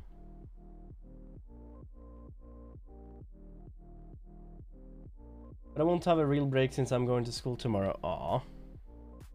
Well, you don't need to have a real break. You just do a chill, relax a little bit. I tend to do that after stream. Just quiet down, watch another stream, especially the ones I raid. I tend to stick around for a bit, and then I just watch YouTube or something, just cool down before bed. I tend to get snacks or anything. I just tend to cool. Sometimes, if I have ice cream, I'll eat ice cream before bed. Then I'll wake up farting. I was working on it for 3 days. Oh, jeez. Like me the other week. I spent... What was it? We spent 4 days troubleshooting an error we found with the rig. We didn't know why it wasn't exporting the way we wanted, so we had to like try all the different ways we could to find out what was causing the export issue, and we didn't find any help online ever of how to do it. We just had to like find it ourselves, which is more to expect from someone who is just learning rigging, and not one person, which is me, just learning how Maya works, and just us two doing it. Didn't really ask anyone else either, because they didn't really have anyone else that was doing character stuff, and apparently we are put to doing all that. Just go for tea, enjoy tea. Catch you in the bit, Akrinas.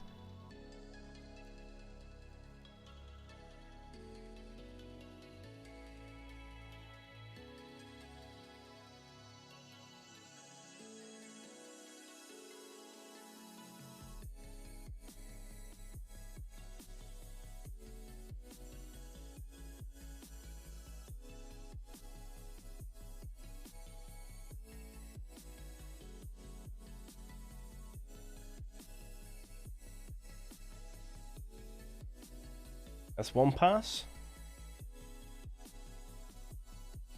And now we do second pass, which is one lower.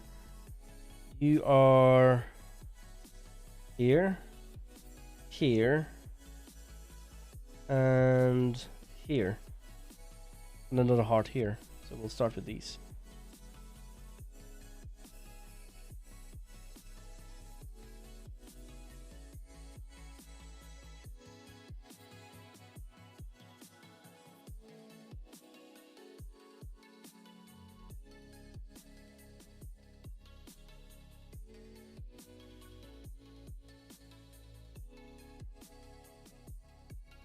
Totally forgot I drew a heart to go there.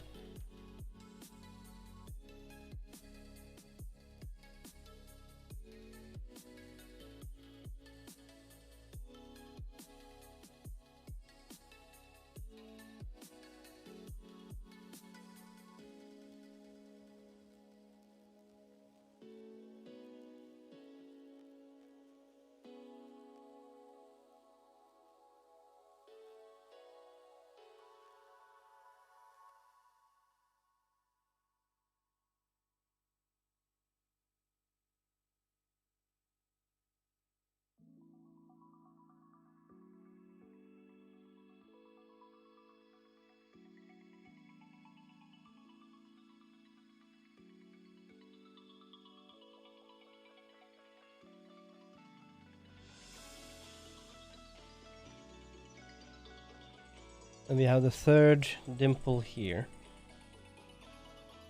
Make it into like a triangle. A fancy take to it, like having freckles or moles or love spots, or what do you call them? Have them as a actual heart shape. I think I've seen it somewhere before, but I can't remember where.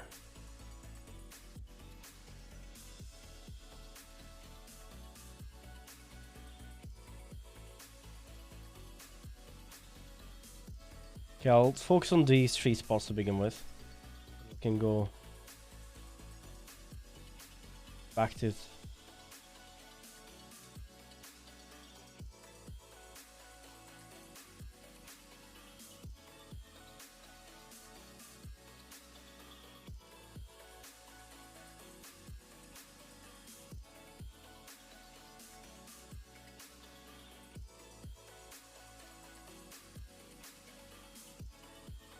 It's something I think about if you're having so many different spots, is remembering where all of them are. Therefore you need to select a group of them and just focus on those and then come back to them afterwards. The rest of them afterwards. It's easy to remember.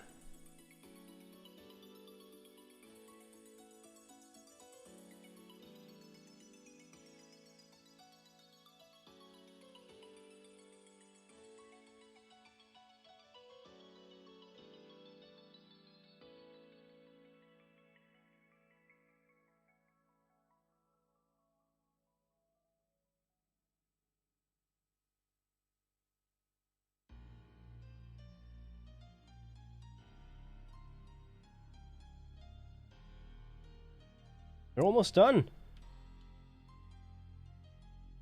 Who'd have thunk?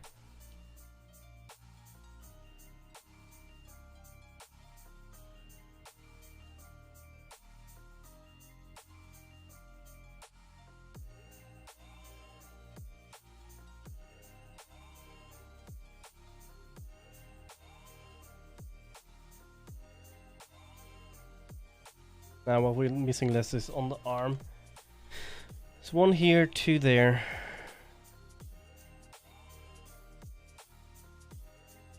It's 4. So we're gonna focus on the thumb first, and then do the 3 ones afterwards.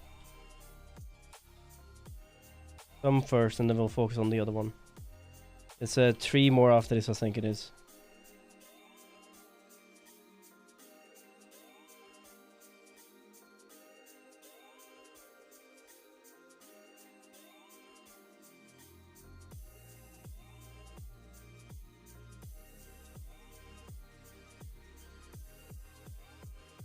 Is that bouncing? Is one of them are bouncing a little bit too far up? This one. Hi, back. was quickly made, T.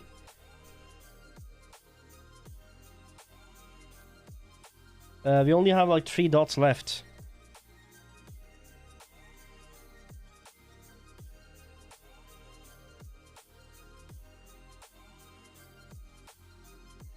One there.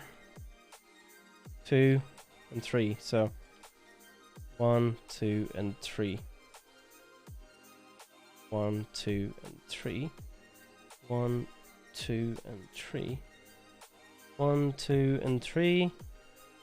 1, 2, and 3. 1, 2, and 3. 1, 2, and 3. And just 2 more.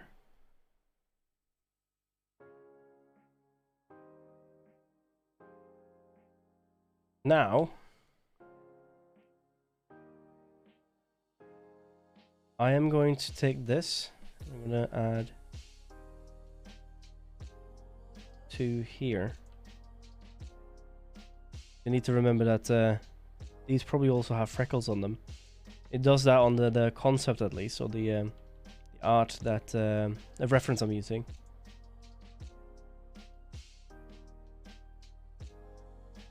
This one I'm not using the light colors because it already has shadow on it.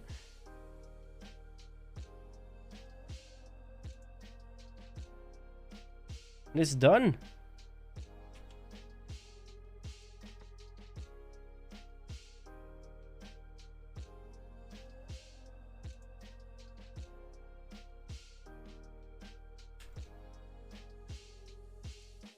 Pen down, do a save, and let it play. Ooh. Is there anything I've missed? Probably yes. I'm looking at the reference. What we could do, as you have some time, is you see these waves on the actual blouse here. We could do that. Or the top of the dress. We could do the waves very quickly, I hope. Making a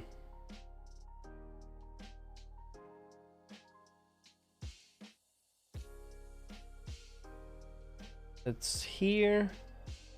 Okay. And we call that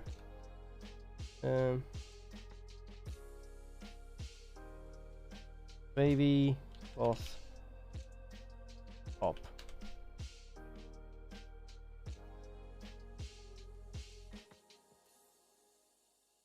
Let's do this quite quickly, shall we?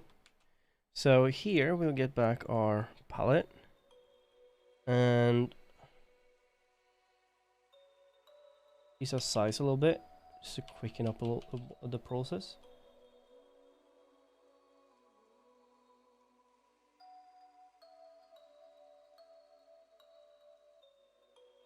Start here.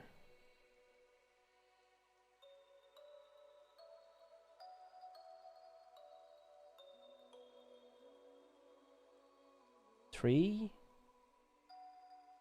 1, 3, 4, 5.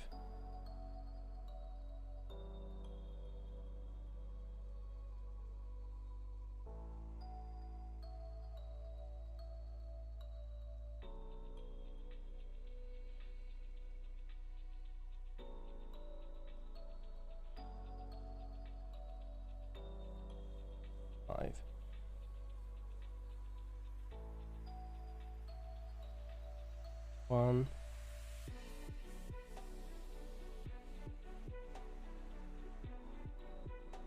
3. I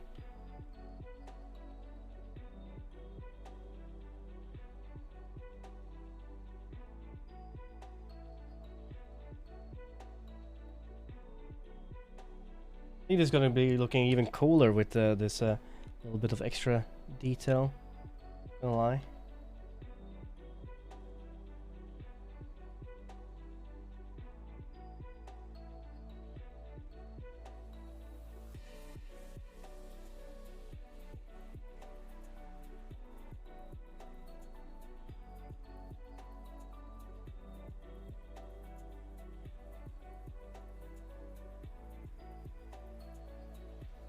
Two.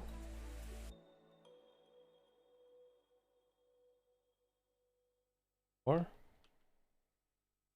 5.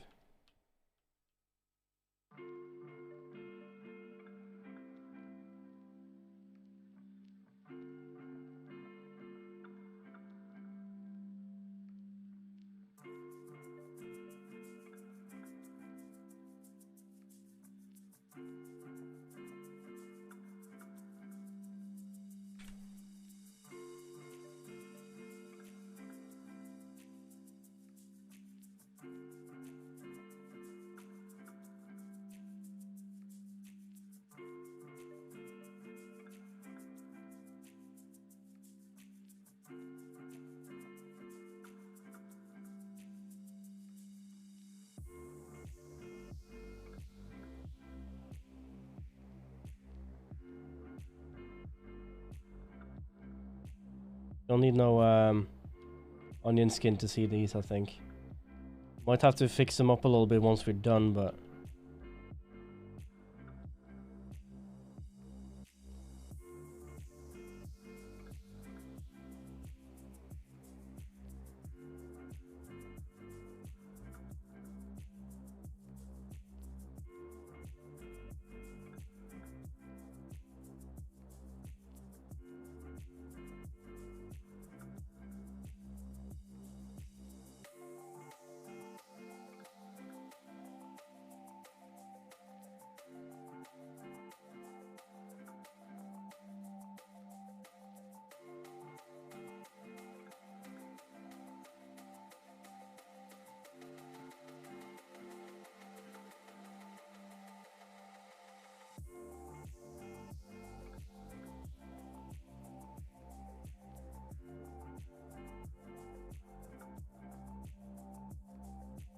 Looking at this ages ago, so you're thinking, I probably should come back at some point and add these. But then it was like, should I not? It's more about like, what can I avoid doing that will cost me a lot of hours. But doing it like this seemed to be speedy enough, so why not?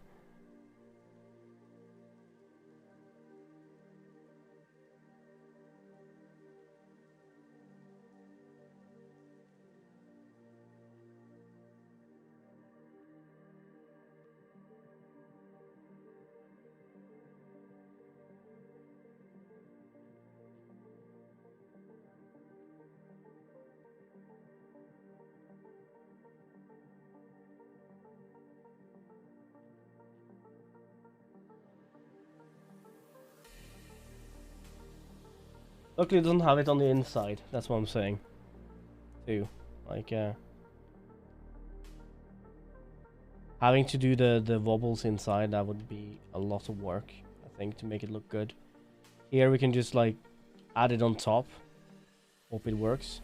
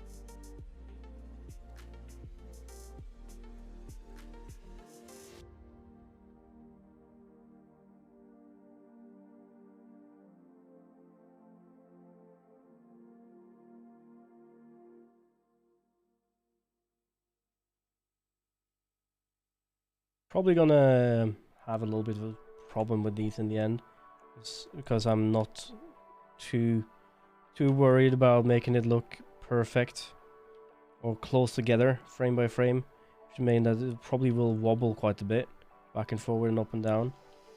But as long as it doesn't make me sick to look at it, I'm probably gonna leave it as that.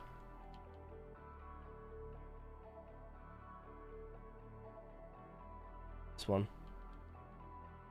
Let's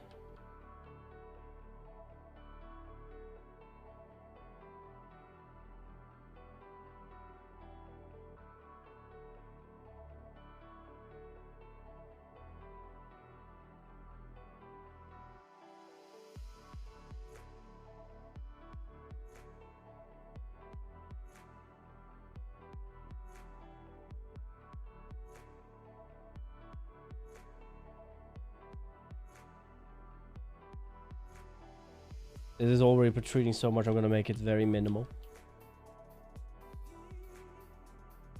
Also a spot where the arm is moving fast. So a lot of big changes like this will be fine, I think.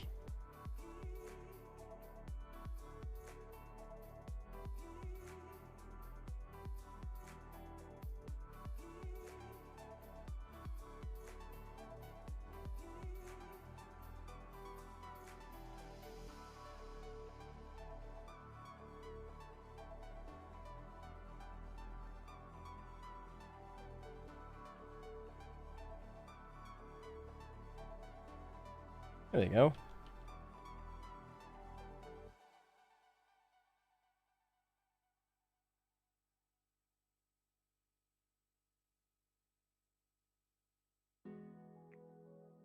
It's too much.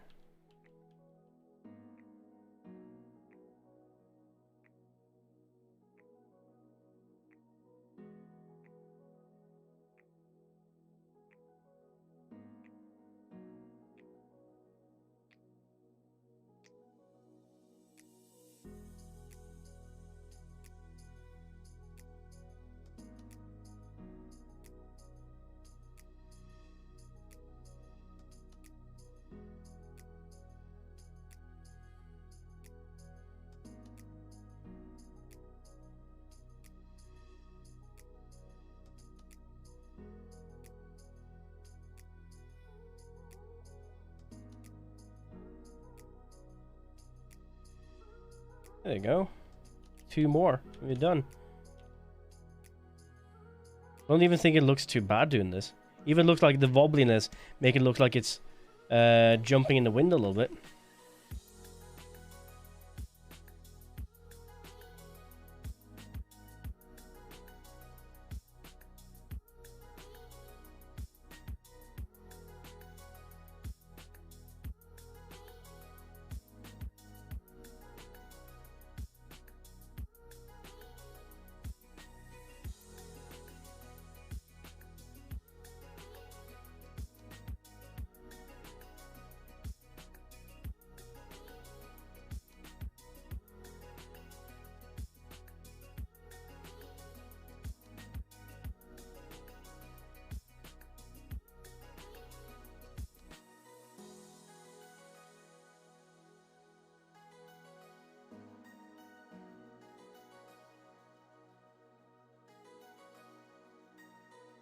Now it's the final little frame, and we should be hopefully done.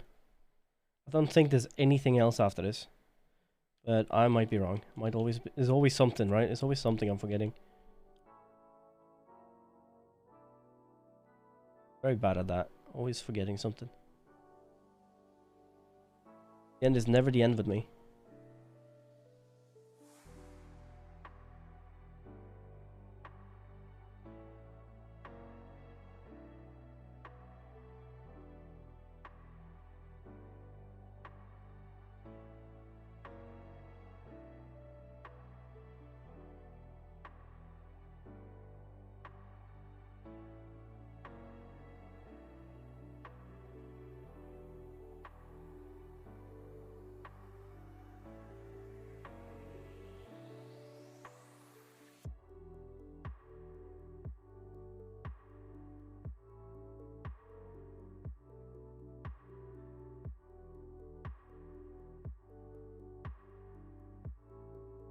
And getting there.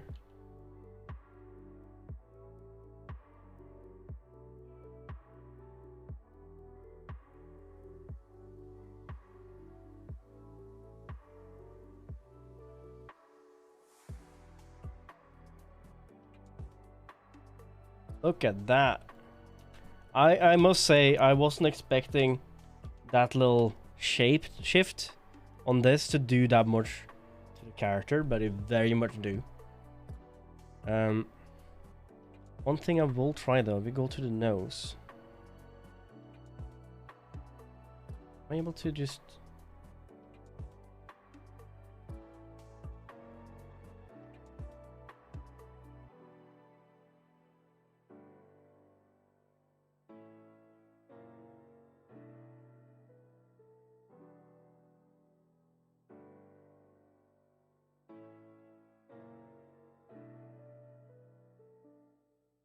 If I select the color, let's say I select this one, do this, nothing happens.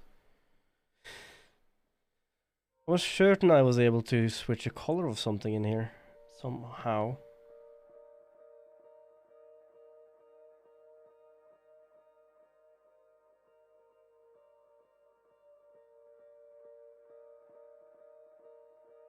And I want to switch this specific color. I'm not quite sure how I do that.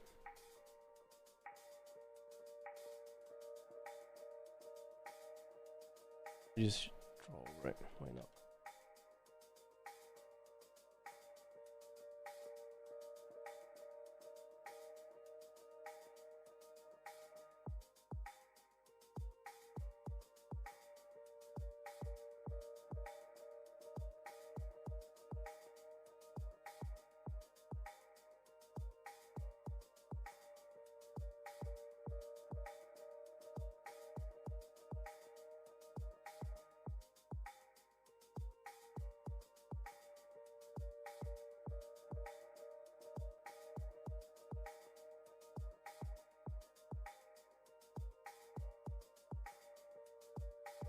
It's not a color apparently.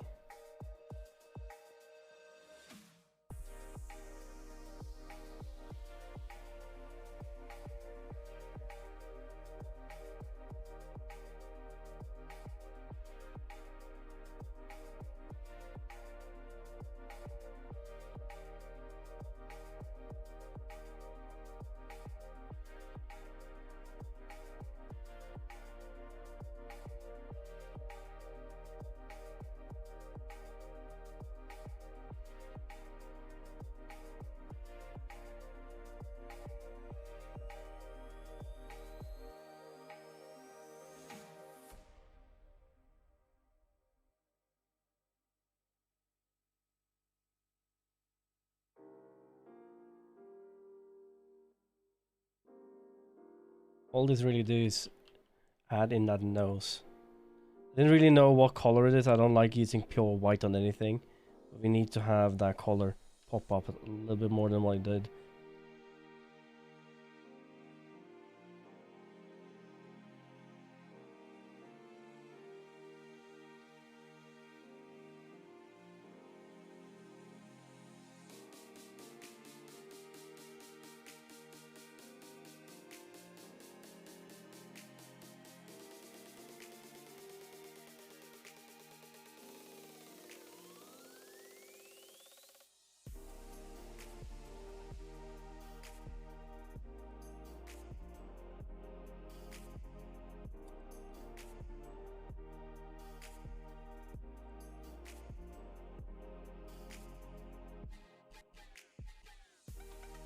I don't like that at all.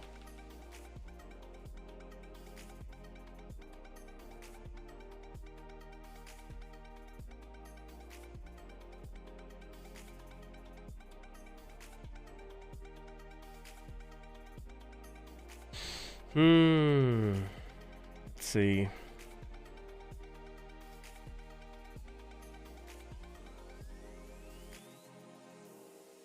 Let's just keep it. Let's keep it like this. And call that done. Ooh, that's great. All right.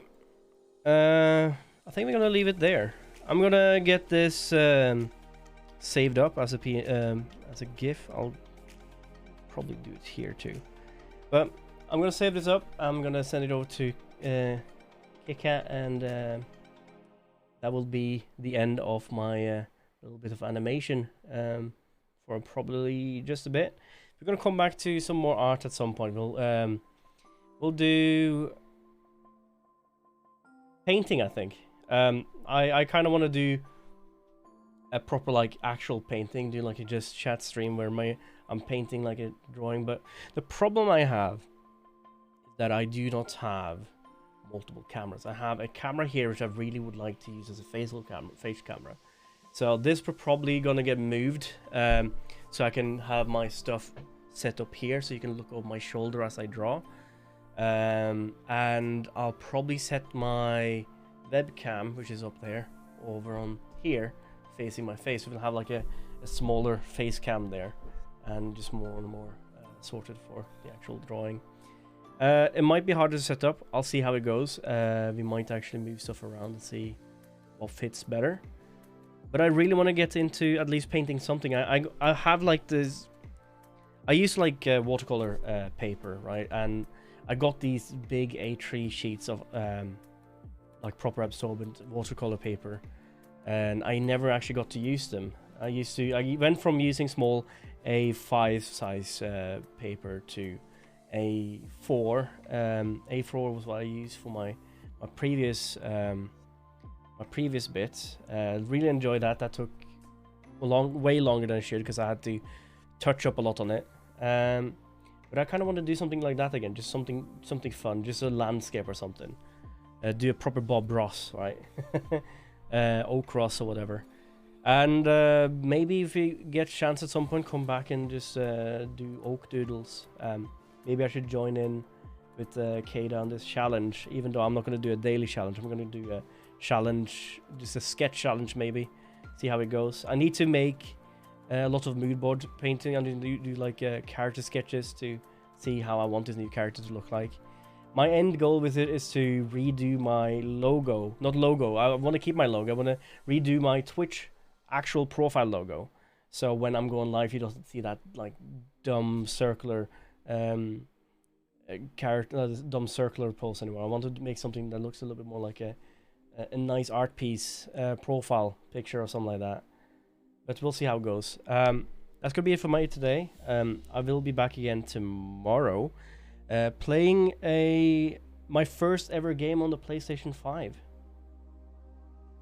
Really ain't dumb. But yeah, I'm gonna play my first ever game on PlayStation 5. I'm gonna test out the controller. I got this on Friday as a random purchase because I've been trying to get it for ages, and it came up in a store near me, and I said, "Oh, I'll do it then." I'm just tired. Now I'm oak. So I'm gonna test out the controller. I'm gonna test it out with what's that games?